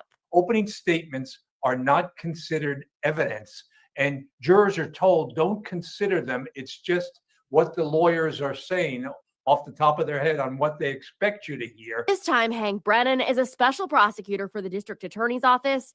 The Commonwealth says they plan to use a statement Reed made on camera during openings. I expect that's only 15 seconds. Okay. Reed has done a number of interviews since her mistrial last July and says she heard the specific clip that will be played on Tuesday. Nothing that phases me in any way. Can you tell us? I don't think I can, no. Generally speaking, people are using audio visual aids and graphs and things like that increasingly during opening statements. So rather than just say what she said, they obviously have some point that they want to make. Meanwhile, Reed says Alan Jackson will give opening statements for the defense. During the first trial, David Unetti did. They too will show something to the jury. There's only a single photograph we intend to display. It will be an admitted exhibit. Close to 600 people were vetted during the jury selection process. With the trial expected to take 6 to 8 weeks, a final motions hearing happened before opening statements. Things got fiery over 2 experts from ARCA who were expected to be called to the stand again. The Commonwealth says they have concerns about new potential reports coming from the crash reconstruction experts after the trial has already started. This is the number one issue I anticipated and that I've tried to prevent. We do not have additional reports or findings as yet. Judge Beverly Cannoni ruled the defense has to disclose any testing underway or planned by Monday afternoon and the date it will be completed. Generally speaking, you want to present all the evidence beforehand, before the trial even begins, to give the other side a fair chance to review it. Cannoni also ruled a dog expert, James Crosby, can testify, but is limited about what he can say about his bite mark analysis. Reed's attorneys claim she was framed and the marks on John O'Keefe's arm could have been caused by the Canton homeowner's German Shepherd. The defense won't be able to point the finger at anyone else at the party that night during opening statements. Katie Benoit, NBC 10 News. This is definitely a shocking twist and not one that many people were expecting. Okay. So that's what's up with Karen. I mean, still nothing. I guess not nothing, just a lot of the same bullshit. Let's just fucking, we're going to put this motion at the last minute and this one at the last minute. Let's see how we can fuck it up. Okay. I mean, same old. People forget this. Like, people get mad that, like, trials get postponed or pushed back, like the Koberger case. And then, there's a whole bunch of people who are like, this should be pushed back. This should be pushed back. People forget that, like, pushing shit back and throwing motions at the wall, this is shit that, like, Trump did, This is shit that rich people also do to, like, try to put shit off and make it more complicated and waste people's money. And this is the same Commonwealth. Remember Sean Ellis, dude? Remember Sean Ellis? Was that 4 fucking times? And honestly, that copy shop was kind of a dickhead. He didn't even do it either, by the way. So, like, you think they're not going to fucking keep doing that over and over? They got an endless fucking pocket, it seems. No, Texas is fucking terrible. Did you shit on Texas? Good. It's fucking horrible. Our governor, okay, a tree fucking falls on this guy, not in the woods, in public while he's running. Fucking runs into a tree, whatever. Fucking tree takes his legs from him, so he sues the fuck out of the company and says, hey, you fucked up. You fucked up. Give me money. And it was part of this government contract or some shit. Gets a ton of money, becomes governor, uses that money to run for governor, right? Makes it illegal for other people to sue people, and then gets rid of all of the Disability Act rights for Texans. And then also, if you try to get an abortion here because you actually fucking need it because your fucking ovaries are noodles, yeah, he's gonna fucking send a bounty on your head. Yeah, he rolled for governor, dude. He's a piece of shit. The worst person ever. Such an evil person who's like, ooh, how am I gonna make money off this thing and then keep everyone else from doing it? That's Disney villain shit, dude. Dude, Texas is so wretched. It's so bad. It's so fucking bad here. And Ted Cruz is the Zodiac killer, but also Hank Brennan looks like him too. So thought that this could go on for quite a while. So here's exactly what happened. After the prosecution rested its case, Lori Vallow, who is representing herself, argued that the state had not presented enough evidence. Oh yeah, so Laura's going to trial today since she's not here to give us a Laura rundown yet, because she has to go to the closing statements today. Which, God bless her, Laura. Thank you for doing the dirty work. We're gonna see what happened since the weekend, okay? Which would have been the day that Laura didn't go. We're gonna get it from this lady because she blends with the background, and I trust her. Evidence that what happened to Charles Vallow was in any way criminal. The judge disagreed and said a reasonable jury could find that there was enough evidence to potentially find her guilty. What was supposed to happen next was the defense, Vallow, was supposed to start her case to explain to the jury through witnesses and testimony that she is in fact innocent. That's what we were expecting, which is why it was so shocking to see her immediately wrap up. Now, this means she is essentially taking a gamble here on whether or not the jury believes she is guilty beyond a reasonable doubt. Here is some of that drama as it unfolded in court. The state has failed to show substantial evidence for count 1, conspiracy to commit first-degree premeditated murder.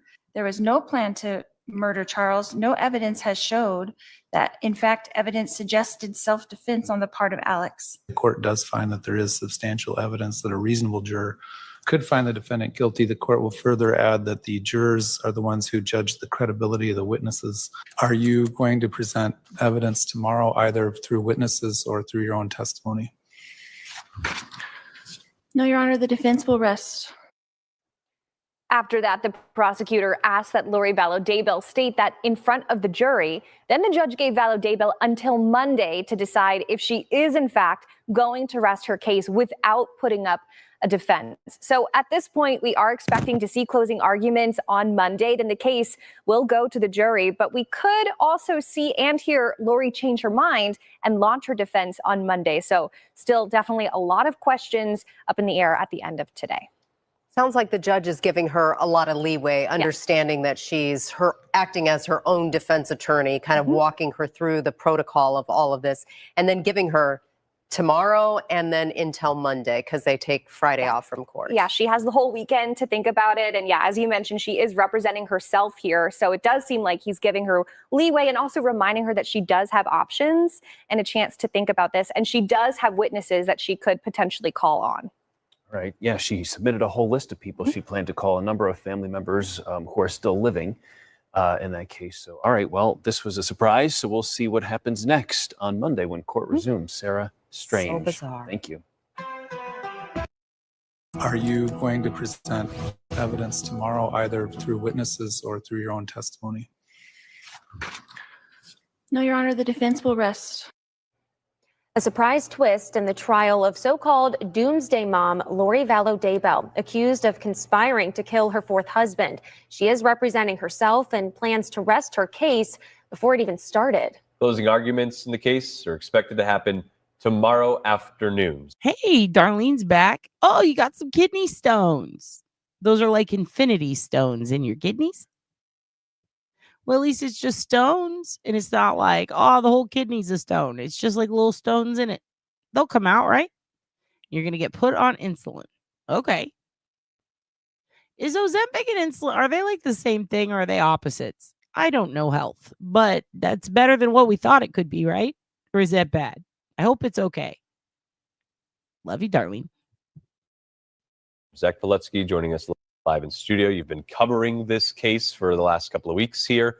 What else are we expecting tomorrow? Yeah, well, I mean, maybe who knows at this point, because not a lot of people were expecting that to happen on Wednesday. But we do know that Vallow technically can still change her mind and put witnesses on the stand, including herself. But it looks increasingly likely she will rest her defense without presenting any evidence or calling any witnesses. After 7 days of testimony. That's a good point, but I do like how they say the alleged cult mom, because I always like to picture they're saying alleged mom.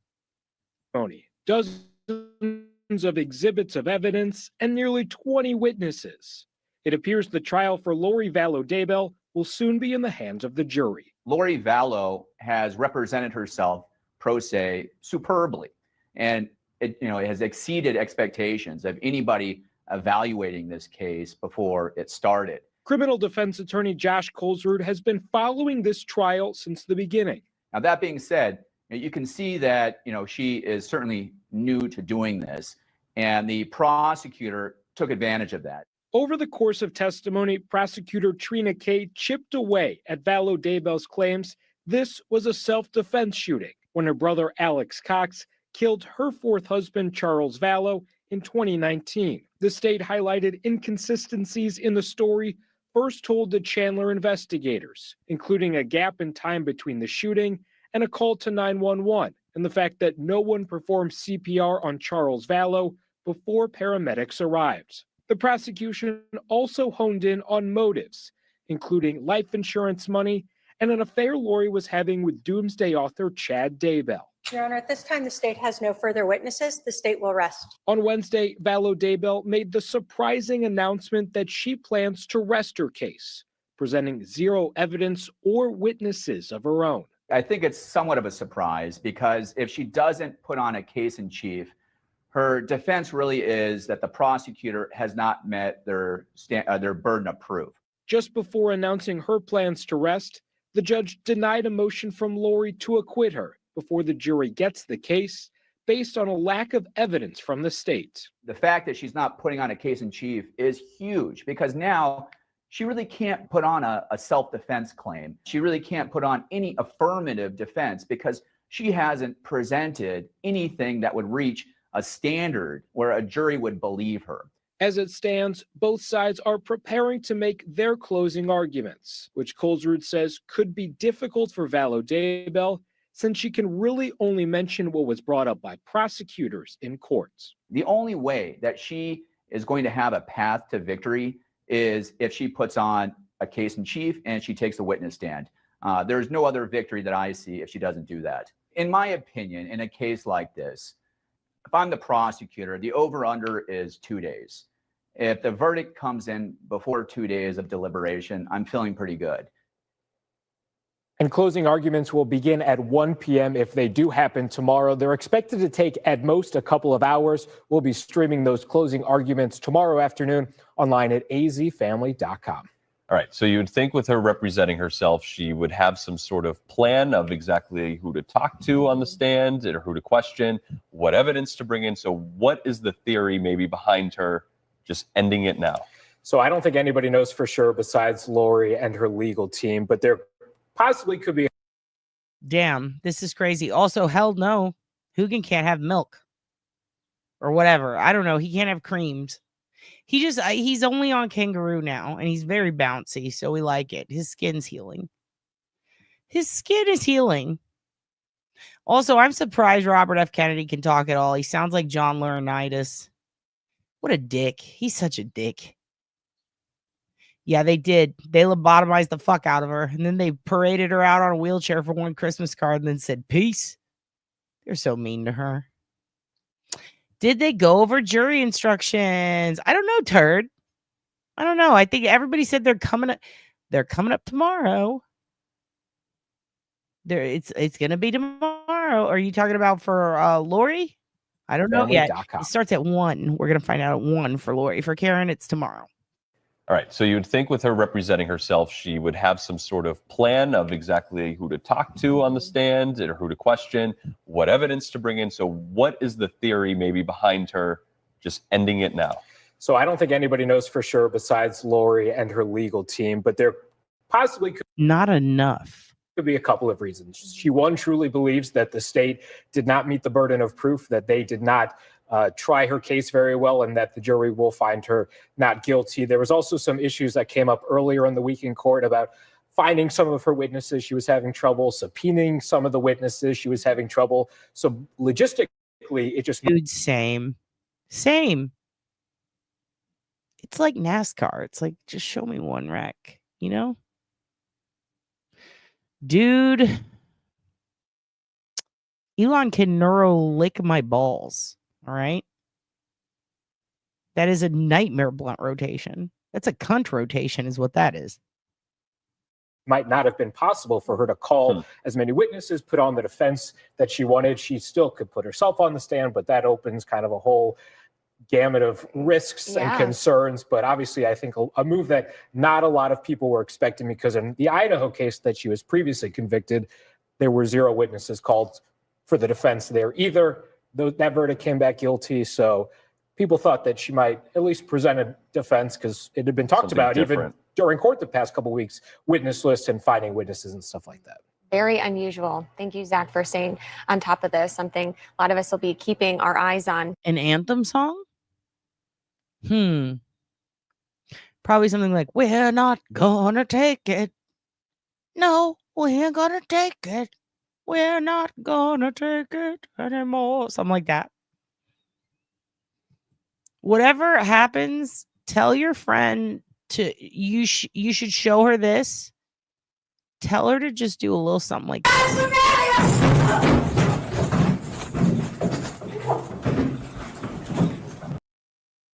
And in case you missed it, this.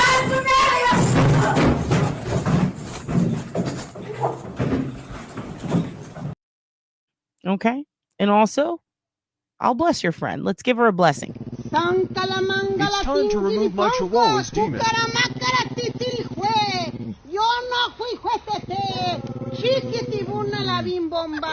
This time is going to work. Juan Calamera, azúcar, Juan Calamera, azúcar,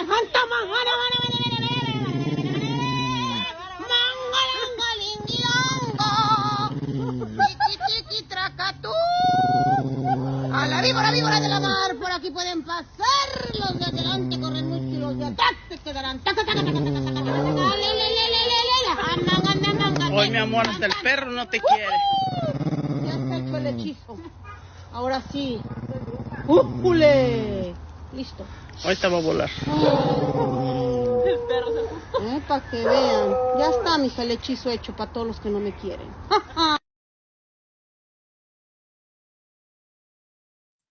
Okay. So there's that.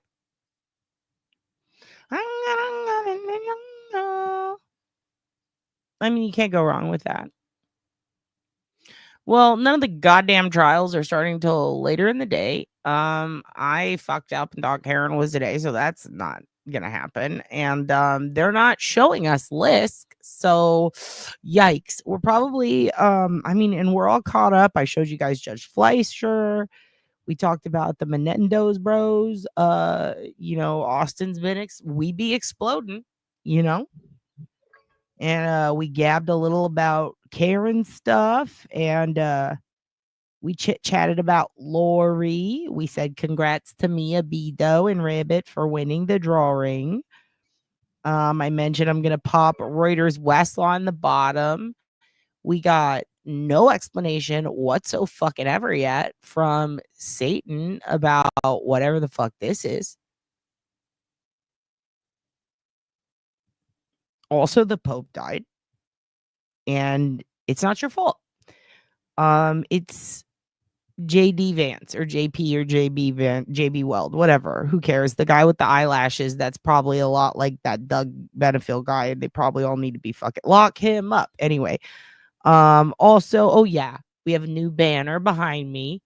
That's neat. And then what else is on the agenda? Oh yes, Reggie sent in a Hank Brennan impression, and I didn't get it in time, so I'm sending her a treat. But also here it is. Ha ha ha ha. Beverly, I thought we had an agreement. I thought we were gonna keep the Arca guys out. You're making me nervous. Girl. We gotta talk about this. I don't know why you're even entertaining this. It should be already decided. Why are we still talking about this when trial starts on Tuesday? Sort it out, girl. You know I got me ball in my pocket. You know I still got Whitey's people. I can get you taken out. Well, it didn't take her long to... Please and thank you. Beverly, I thought we had an agreement. I thought we were gonna keep the Arca guys out. You're making me nervous. Girl. We gotta talk about this. I don't know why you're even entertaining this. It should be already decided. Why are we still talking about this when trial starts on Tuesday? Sort it out, girl.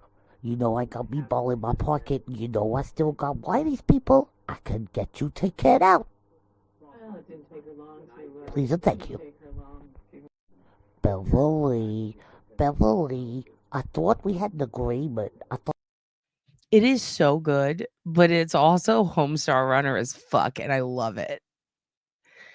Reggie, 10 out of 10. I agree. Beverly, like, Reggie, I was kind of shocked. I was like, how'd she do that? That was fucking crazy. That was really good.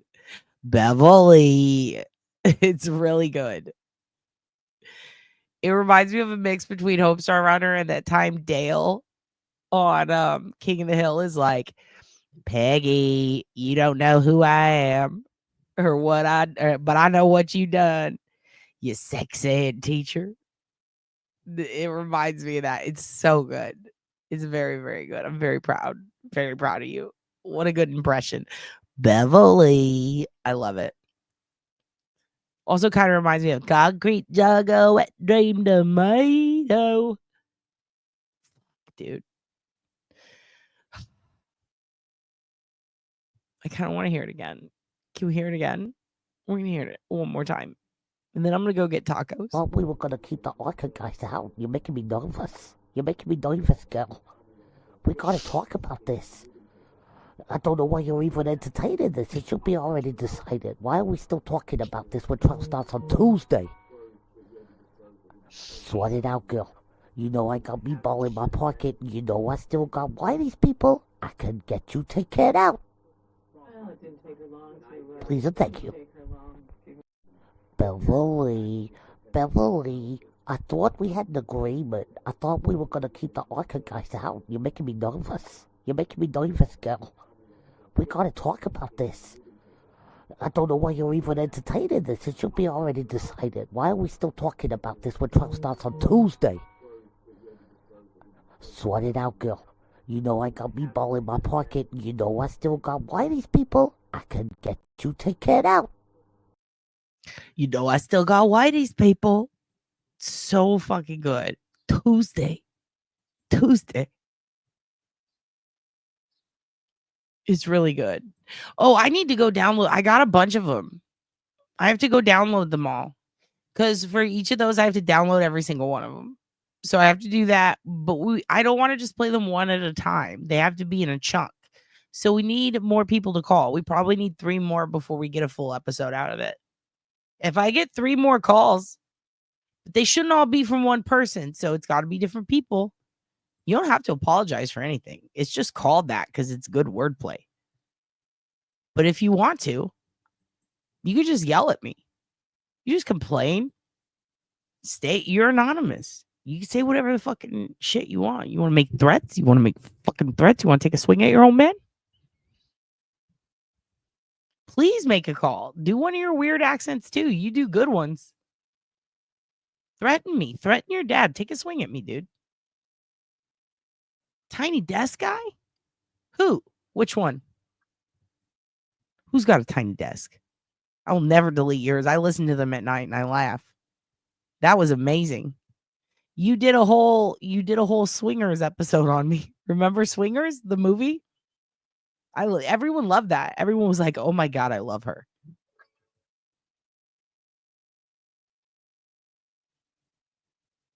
Or was that Susan or was that you? It doesn't matter. Don't tell me. There have been quite a few. Yeah, we got to put them all in one episode. So you guys got to do that. You just leave a message. All right? Today's not starting off great. Where? It's going to be fine. It's going to be fine. Put Keefa on the phone? You know what? After yesterday, I think you guys are? You know what I think you guys are? This is what I think you guys are. Hi. You're both high. And with that said, I'm going to leave on this because I have to go. I have to go get tacos. I love you guys very much. Your day's going to get better.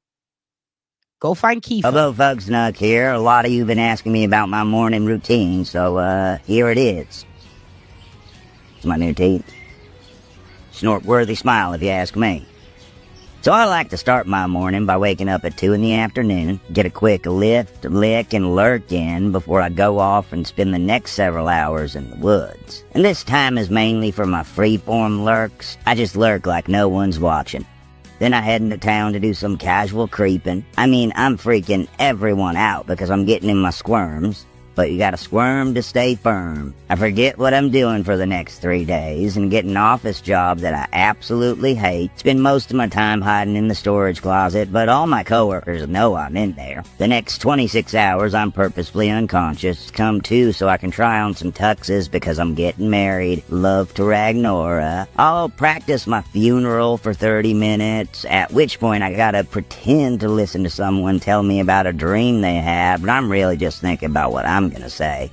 Then, and this is important, I'll just wait, eerily, for hours. What am I waiting for? A big heap of nothing. I wait to wait.